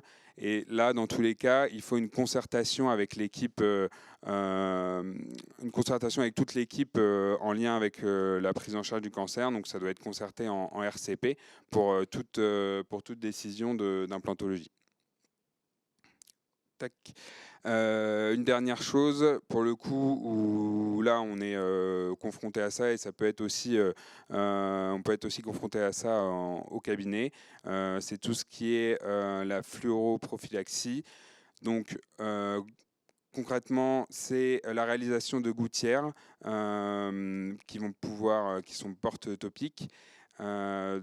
Donc au niveau de ces gouttières, elles doivent pouvoir être portées par le patient, donc application du gel au niveau à l'intérieur de la gouttière, qui est hautement concentré en fluor. Donc globalement, il me semble que c'est la dernière, c'est la seule. Il me semble que c'est la seule référence actuellement, c'est le fluogel, et ça doit être porté 5 à 10 minutes par jour et donc à vie. Alors j'ai mis une petite étoile sur le avis puisque en fonction des traitements, le patient il peut avoir une hypocyalie, une xérostomie qui est immédiate et cette hypocyalie elle n'est pas forcément permanente, c'est-à-dire qu'en fonction des doses reçues, des traitements qui ont été reçus, elle peut s'améliorer dans le temps. Et là, ça fait aussi partie de nos rôles de réévaluer la nécessité de cette supplémentation en fluor. Dans la plupart des cas, surtout pour les cancers localisation VADS, c'est à vie, étant donné que les patients se retrouvent bien souvent malheureusement avec une hypocyalie qui est permanente. Mais en fonction, ça peut être réévalué et ça peut être arrêté si vraiment il n'y a plus besoin, si on estime que la concentration salivaire elle est satisfaisante. Voilà. En plus de ces gouttières, on peut effectuer les applications de vernis fluoré au niveau pour aussi supplémenter les patients. Cette fluoroprophylaxie, elle est vraiment dans l'idée, comme on l'a vu dans les premières diapos, d'éviter les caries post-radiques et vraiment renforcer l'émail dentaire qui est très impacté par ces types de traitements. Donc juste pour conclure, tac. Donc les points à retenir, c'est que la réalisation du bilan préthérapeutique, elle est indispensable. Ça maintenant, c'est très bien ancré dans les habitudes avec les équipes médicales. C'est même souvent les médecins, alors beaucoup les ORL effectivement, qui sont très demandeurs et qui nous incluent dans la prise en charge.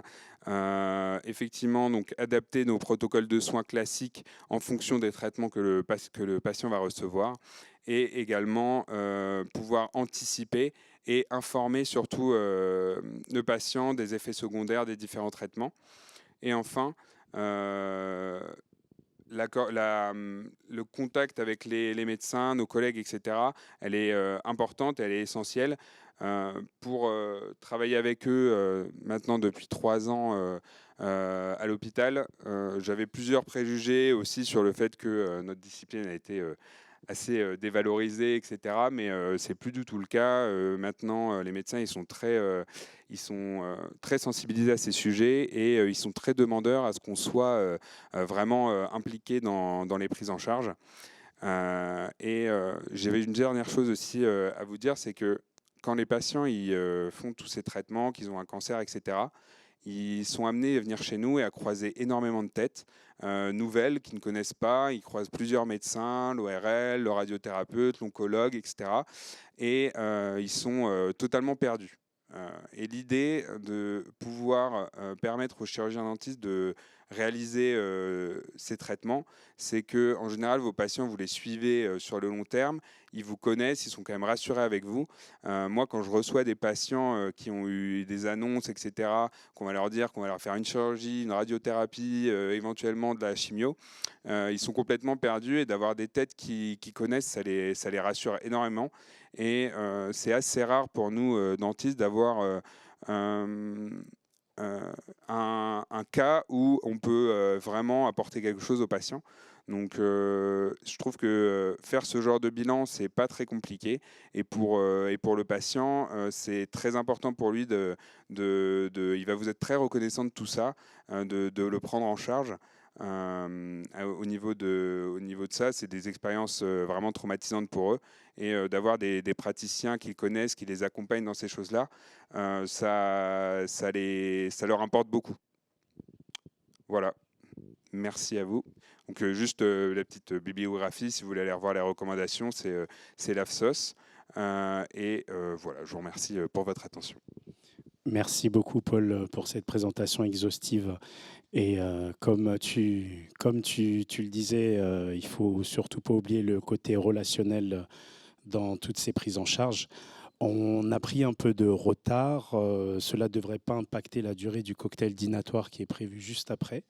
Mais on va vous demander encore un peu de courage pour la dernière présentation réalisée par les docteurs Kakish et Sader, avec pour intituler la réhabilitation spécifique en cancérologie cervico-faciale. Et cela va se faire sous forme de cas cliniques. Et également pour les collègues qui sont en distanciel, si vous avez des questions, vous pouvez les noter sur le chat. On essaiera de répondre assez rapidement. Merci. Merci beaucoup. Tac. Donc oui, on va juste aborder quelques cas cliniques. Donc c'est plus pour vous informer de ce qu'on peut faire, Thomas et moi, au niveau des prises en charge. Tac. Donc concernant les obturateurs palatins, donc on va voir une première patiente qui a eu un carcinome épidermoïde. Juste très rapidement, si vous êtes confronté à ça, vous allez souvent voir ces classifications T, N et M. On en a vu quelques-unes dans les différentes présentations. Juste c'est pour classifier les lésions cancéreuses. Le T, c'est pour tumeur, donc vraiment la localisation initiale de la tumeur. Le petit chiffre à côté, c'est pour globalement classifier souvent la dimension, l'étendue de la tumeur. Le N, c'est pour savoir s'il y a une atteinte au niveau ganglionnaire. Et le M, c'est les métastases. Voilà, c'est juste c'est une classification alors, qui est en réalité très complexe, mais voilà, il était plutôt simple à comprendre. Et donc là, on est sur une personne qui a eu un carcinome épidermoïde de la cavité buccale. Elle a eu une chirurgie au niveau du massif facial et de la radiothérapie, avec une fin de traitement en 2021. Et du coup, à la suite de tous ces traitements, elle a une communication bucco-sinusienne qui est persistante. Tac. Donc là, on voit les photos exobuccales de la dame. Donc cliniquement, de l'extérieur, elle n'a pas eu trop d'impact. Donc on reste sur une bouche assez classique, les étages qui sont bien répartis et relativement symétriques. Hop. Les photos endobuccales et les empreintes numériques. Donc voilà, on voit la communication bucco-sinusienne qui est persistante au niveau de l'image centrale et on la revoit bien aussi sur l'empreinte numérique à gauche.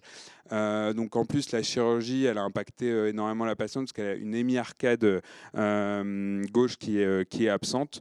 Donc là, il y a à la fois le défi de rendre étanche la communication et aussi de pouvoir réhabiliter la patiente pour qu'elle puisse se nourrir correctement. Juste pour l'antériorité, avant les traitements, là c'est des photos déjà où il y a eu déjà des soins, mais moi j'ai reçu la patiente où elle avait une 23 qui était très mobile avec un appareil uniquement en résine qui fonctionnait plutôt bien mais qui commençait à être mobile parce que il y avait une des dents en support, donc la 23 qui était mobile, donc le crochet qui était plus efficace et donc la patiente était demandeuse d'une réhabilitation qui soit plus stable et qui puisse vraiment rendre étanche cette communication. Donc du coup, il a été décidé d'extraire la 23 et de réaliser un attachement axial au niveau de la 22. Donc c'est un attachement boule qu'on voit, même si on ne le voit pas très bien sur les photos et sur l'empreinte numérique. Hop, tac. Donc la photo de la prothèse, donc c'était un stélite, donc vraiment avec l'attachement boule, une petite gaine au niveau de la 22 et des crochets au niveau des dents restantes. Et donc au niveau de la réhabilitation, donc la patiente avait un petit articulé inversé qui était préexistant, mais globalement elle a pu retrouver une étanchéité, donc pouvoir se réalimenter correctement. Grâce à cette réhabilitation et vraiment l'étanchéité au niveau de la communication. Là, on voit qu'il n'y a pas vraiment de balle obturatrice, c'est juste vraiment un recouvrement, étant donné que la communication était assez petite, ça permet déjà d'avoir une bonne étanchéité. On voit aussi que le stélite il a été recouvert, c'est pour justement permettre cette étanchéité. Le métal permet pas vraiment d'avoir cette étanchéité, contrairement à la résine qui permet vraiment d'éviter les aliments qui reviennent en arrière. Deuxième cas clinique, donc encore une dame qui a eu un carcinome épidermoïde au niveau du maxillaire droit. Donc encore une fois cette classification. Donc là on voit qu'il y avait N2 alors que tout à l'heure c'était N0, donc ça veut dire qu'il y a une atteinte ganglionnaire. Et donc ça a adapté les traitements. Donc elle a une chirurgie, donc une maxillectomie et donc ce fameux curage. Donc c'est-à-dire que on est venu curer les chaînes ganglionnaires pour vraiment éviter une récidive. Et encore une fois de la radiothérapie, une fin des traitements en 2016 et toujours une communication, alors plusieurs communications, on va le voir, qui sont persistantes. Hop.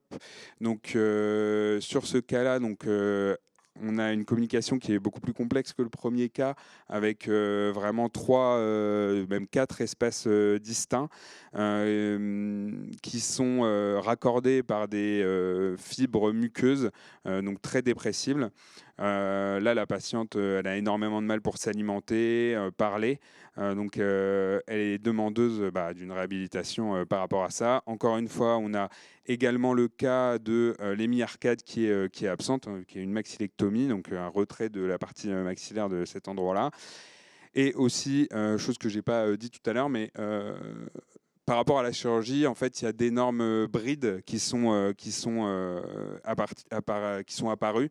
L'absence vraiment de fond de vestibule, donc voilà, et surtout les brides séquelaires qui sont tout autour, qui font que la joue, elle est très rétractée, ce qui cause vraiment pas mal de soucis pour ce type de réhabilitation. Tac. Et donc là, vous avez une photo de l'appareil que j'étais en train de rebaser. Donc c'est du fit qu'il y a au niveau pour nos amis dentistes qui sont les plus nombreux. Donc c'est un matériau de rebasage et en dessous, en fait, là pour le coup, on est parti sur une prothèse résine et une balle obturatrice en résine molle, donc qui vient vraiment à l'intérieur des pertes de substance pour obtenir un maximum d'étanchéité. Voilà. Hop. Je suis désolé, j'accélère un peu pour pouvoir profiter du cocktail. Donc une dernière patiente qui pour le coup n'a pas eu un carcinome épidermoïde mais a eu un sarcome. Donc c'est juste des différences pour le coup, différences.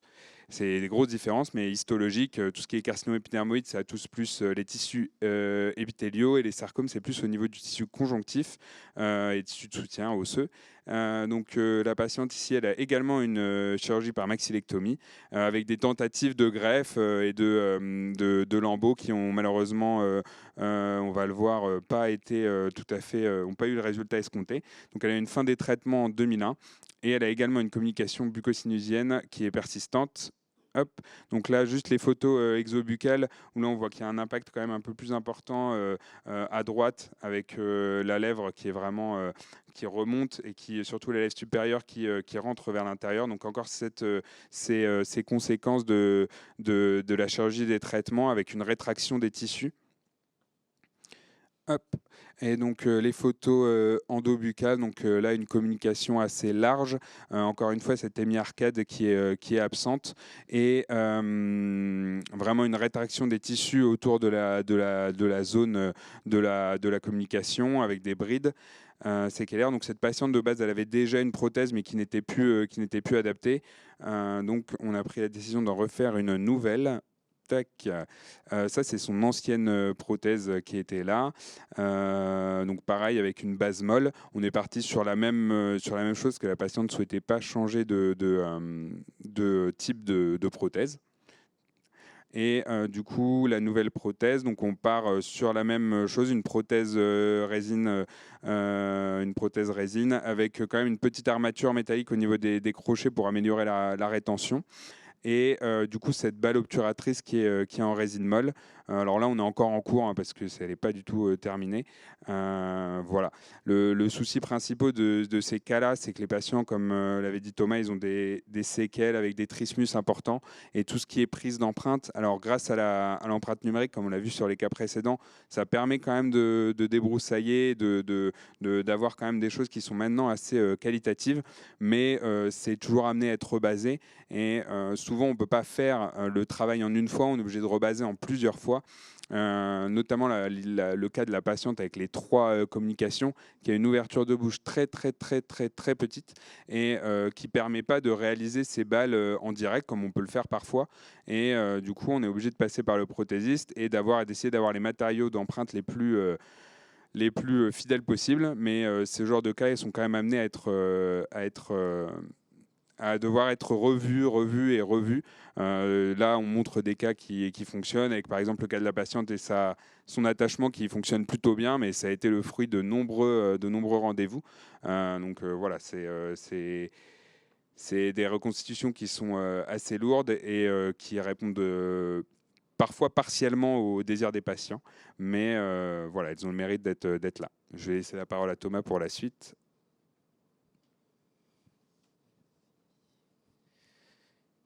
Bon, comme vous avez compris, c'est des cas où on galère toujours un petit peu, voire beaucoup. Je vais un peu plus en postérieur, même si on a un petit peu abordé rapidement, ces pertes de substances vélaires qu'on voit quand même plus ou moins fréquemment, donc qui sont des pertes de substances acquises suite souvent à des chirurgies. À gauche qui est plutôt limitée, un peu fissuraire, un peu décalée. Là, un peu plus large, centrale. Alors, gros trismus, là, donc photo un peu compliquée. Pareil, fissuraire, centrale. Là, un peu plus lointaine, aussi latéralisée, en plus avec la joie d'avoir une mandibulectomie interruptrice à droite non compensée par une greffe osseuse, du coup avec une belle latérodéviation. Bon, c'est juste pour un petit panel pour qu'on voit un peu à quoi ça ressemble. Le problème des pertes de substances vélaires, il est double, c'est plutôt sur la déglutition, parce qu'on a des reflux alimentaires, notamment, surtout les liquides, mais aussi solides, et puis des problèmes de phonation, parce qu'en fait, le voile, normalement, se referme en fait, sur ce qu'on appelle l'isthme vélo-pharyngé. Il va se fermer en allant toucher la partie antérieure du pharynx, de l'oropharynx. Et là, cette partition, en fait, elle est plus faite. Et donc l'air qui est expulsé pour parler va trouver une nouvelle caisse de résonance dans les cavités nasales, et ça va faire des voix très nasonnées avec des patients qui sont un peu moins intelligibles. Un cas clinique, là, en l'occurrence, que j'ai terminé il n'y a pas très longtemps. En gros, sur les obturateurs vélaires, souvent, parce qu'en fait, en fonction des formes cliniques qu'on retrouve, et aussi en fonction du caractère inerte ou non du voile, il y a différentes techniques de réhabilitation. C'est-à-dire on aime bien quand on peut avoir un voile pas trop inerte parce que en fait, la fonction va faire en sorte, comme l'on fait sur nos empreintes secondaires classiques, va faire en sorte de pouvoir enregistrer parce que le voile, en fait, qui est une sorte de réseau musculaire, va se fermer sur le matériau d'empreinte. Ce qui n'est pas toujours le cas, et notamment dans ce cas-là où il y avait une grosse partie du voile qui était inerte, avec une paire de substances aussi un peu transversale qu'on ne voit pas, qui est cachée par le voile résiduel. Donc je reviens à l'obturateur vélaire. Donc il y a souvent une partie plaque comme une prothèse en fait qu'on peut faire. Ça peut être une prothèse complète aussi. Là, on a été gentil, on a rajouté une petite dent sur son stélite. Et il y a une partie obturateur vraiment palatin et le tuteur entre les deux qui les relie. Alors là, c'est un exemple parmi tant d'autres. Là, l'empreinte, en l'occurrence, je l'ai faite donc de l'obturateur palatin, donc secondairement après avoir adjoint le tuteur. Donc, bien sûr, c'est laboratoire. Sans le citer, c'est laboratoire Dentalco avec lequel on travaille. Et j'ai mis de la pâte de Kerr et par-dessus empreinte oxyde de zinc eugénol, par exemple. C'est-à-dire, c'est un exemple parmi tant d'autres. Voilà, j'ai bien aimé ce matériau parce qu'il ne coule pas comme par exemple le permlastique, notamment dans ces cas-là où ça peut être un peu contraignant pour le patient. Donc c'est des empreintes en deux temps théoriquement. Et pendant l'empreinte, on fait des mouvements de tête, on fait faire des phonèmes, on fait éventuellement déglutir. Il y a même des cas où si on voit encore un peu de fuite, on peut faire aussi une nasofibroscopie, donc on passe une endoscope dans le nez, on fait avaler du bleu, de méthylène, et on voit si par exemple le bleu passe dans le rhinopharynx par exemple. Ça paraît un peu simple quand on voit comme ça, mais comme je disais tout à l'heure, on galère un peu. Bon, désolé, j'ai pas bien aspiré. Et là, la prothèse en bouche. Donc là, c'était assez, ça a bien marché au niveau de la phonation. Les patients étaient assez contents. Et quelques mots aussi, comme disait Dr Sader, c'est juste pour que vous ayez un petit peu un panel de ce qu'on peut faire éventuellement sur les réhabilitations en cancérologie cervico-faciale. Et moi, j'aime bien l'implantologie, donc je vous montre ces deux cas qui sont un peu similaires. Sur l'embout de fibula, donc l'embout de fibula, quand on fait une mandibulectomie interruptrice, on vient prendre un lambeau ostéomyocutané, donc de péroné, et qu'on vient ostéosynthéser à la mandibule résiduelle. Quand je dis on, bien sûr, ce n'est pas moi, c'est les ORL et les plasticiens qui font ça très bien. En bouche, ça donne ça. Alors, donc, ce qu'on voit là, c'est la palette cutanée, donc c'est de la peau. Et avec la petite empreinte primaire qui ressemble un petit peu à rien à côté, on aime bien.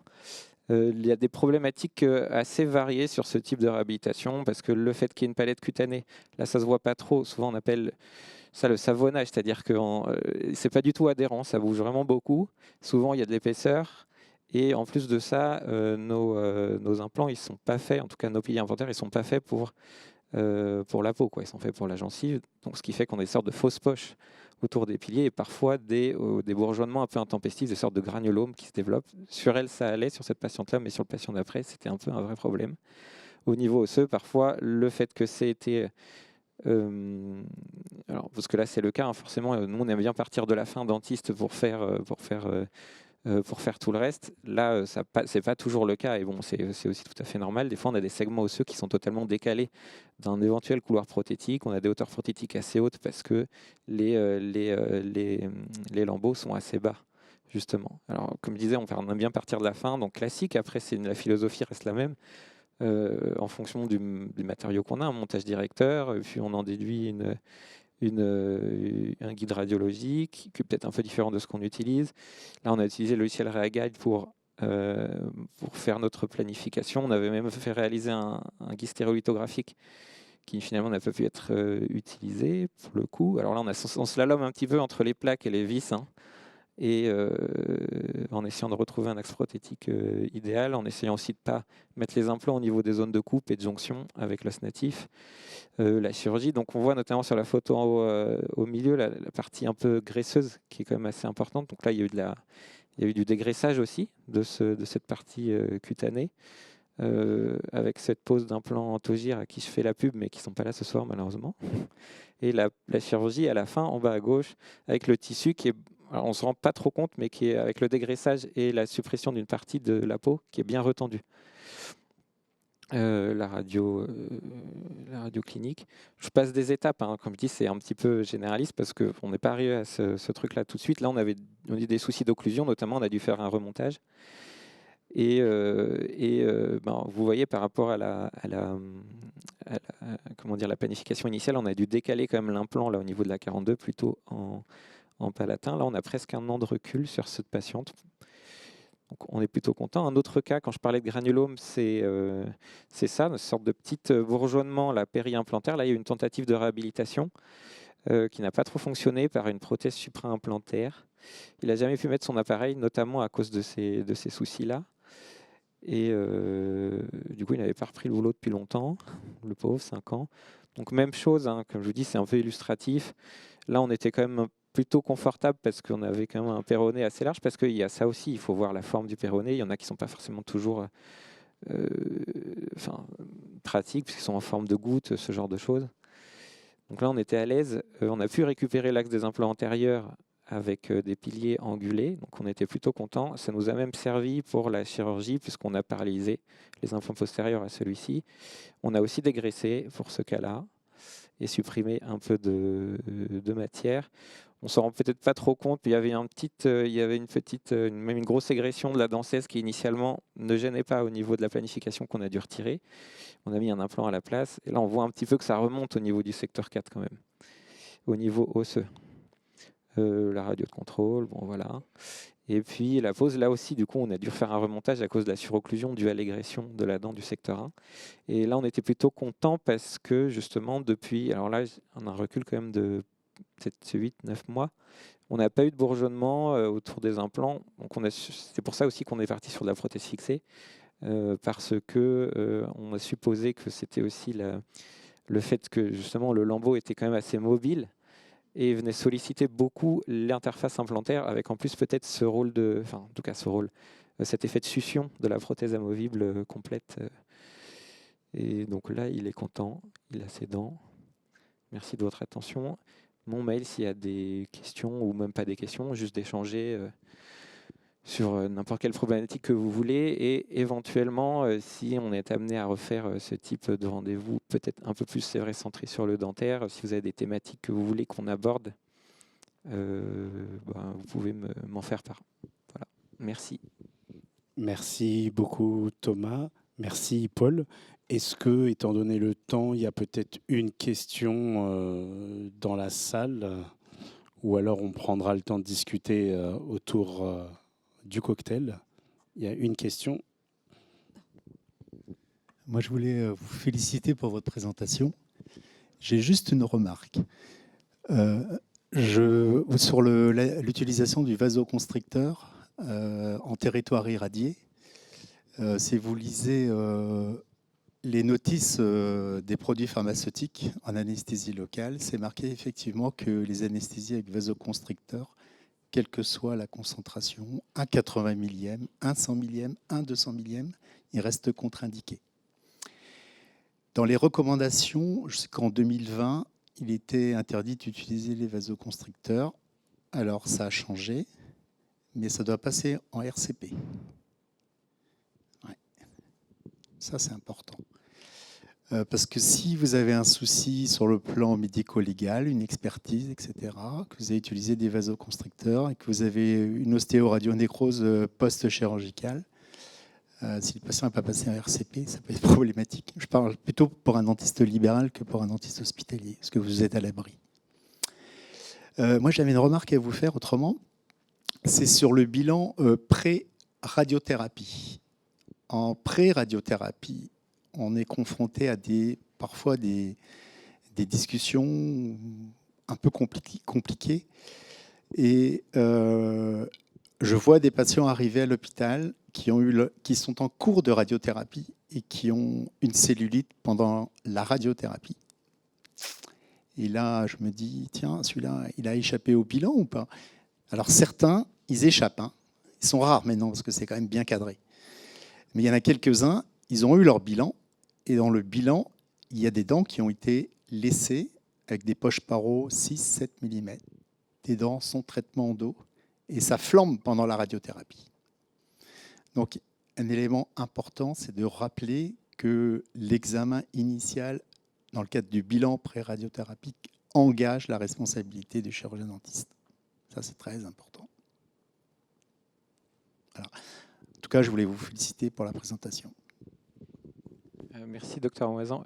Je rebondis, c'est vrai qu'on n'a peut-être pas trop insisté dessus, mais c'est vrai que dans les discussions qu'on a, et c'est aussi pour ça qu'on l'a abordé, mais c'est peut-être pas très clair, qu'en fait, on peut quasiment tout faire en termes de soins en cabinet libéral, mais que c'est vrai que les actes invasifs, on préfère quand même les faire dans un milieu un petit peu plus contrôlé, notamment milieu hospitalier. Et c'est là où je rejoins du coup la problématique de la RCP notamment. Après, c'était un petit peu indicatif, parce que je pense qu'il y a aussi des confrères ici qui ne font pas que du libéral. Mais oui, tout à fait. Ce qu'il faut voir sur les soins dentaires, c'est que s'ils ne sont pas débutés très rapidement, dès que l'ORL il fait la suspicion de cancer ORL, et que nous, quand on voit le patient, on voit que les soins dentaires n'ont pas été réalisés, en fait c'est trop tard. C'est trop tard parce qu'en fait ce qu'il faut savoir, c'est que le pronostic vital du patient, il est lié à la rapidité à laquelle on va pouvoir mettre en place le traitement, et ensuite de surtout jamais l'arrêter.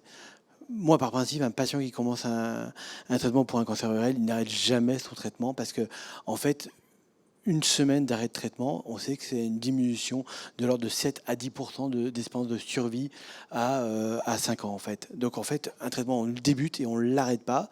Et on va le débuter le plus rapidement possible parce que ce sont des cancers qui sont rapidement évolutifs. Donc malheureusement, effectivement, des fois, il faut faire des choix. Il faut faire le choix de débuter le traitement avec des dents qui ne sont pas obligatoirement en bon état. Donc en fait, le message qu'il faut avoir, et nous on essaie d'y travailler au Centre André Becquerel et puis avec vous, mais aussi avec tous les cancers de ville, c'est que voilà, dès qu'un patient, on a une suspicion de cancer, il faut faire les soins dentaires d'emblée. Et puis après, s'il y a d'autres soins plus importants, on pourra en discuter. Mais voilà, quand on le voit en radiothérapie, c'est vraiment trop tard en fait. Voilà. Et puis l'autre message aussi important, c'est effectivement, dès que vous savez la connaissance qu'un patient il a des antécédents de radiothérapie, ça a bien été dit, de radiothérapie ORL, hein. Si c'est radiothérapie d'un cancer mammaire ou autre, on s'en fiche totalement. Mais la radiothérapie ORL, c'est avant de faire des soins dentaires, vous nous envoyez un mail, vous nous passez un coup de fil. On reçoit régulièrement des mails et moi j'y réponds systématiquement de chirurgiens dentistes qui nous disent est-ce que je peux ou pas faire. C'est extrêmement important parce que il y a eu l'expérience il n'y a pas très longtemps, hein, d'un stomato qui a fait des soins sans jamais se renseigner de savoir la dose reçue au niveau de la mandibule. Derrière, après, ça lui a été reproché clairement par le patient et c'est en cours d'instance judiciaire actuellement en fait. Voilà, parce que clairement aujourd'hui, il doit avoir l'information qu'on ne doit pas faire de soins dentaires sur des zones qui ont reçu trop de radiothérapie, pas trop, mais des doses importantes de radiothérapie. Et puis le dernier message, c'est juste sur l'hypocyalie. Attention, si l'hypocyalie disparaît, ça ne veut pas dire qu'il faut arrêter obligatoirement d'utiliser l'empreinte dentaire. Si votre patient il les utilise et qu'il ne s'en plaint pas, moi je vous conseillerais de les continuer parce qu'il y a la littérature qui montre qu'à même flux salivaire, les protéines de la salive ils sont modifiées quand le patient a été irradié et qu'il y a plus de risques de complications dentaires, même si les gens ont récupéré un flux dentaire satisfaisant. Voilà. Et puis en plus, même souvent, quand ils ont le sentiment que le flux dentaire il est bon, il peut être quand même un petit peu diminué. Donc voilà. Mais après, de toute façon, à mon avis, l'observance est très faible, surtout après quelques années. Il ne faut pas espérer. Mais on a des patients, notamment aujourd'hui avec les patients HPV positifs, qui sont beaucoup plus compliants.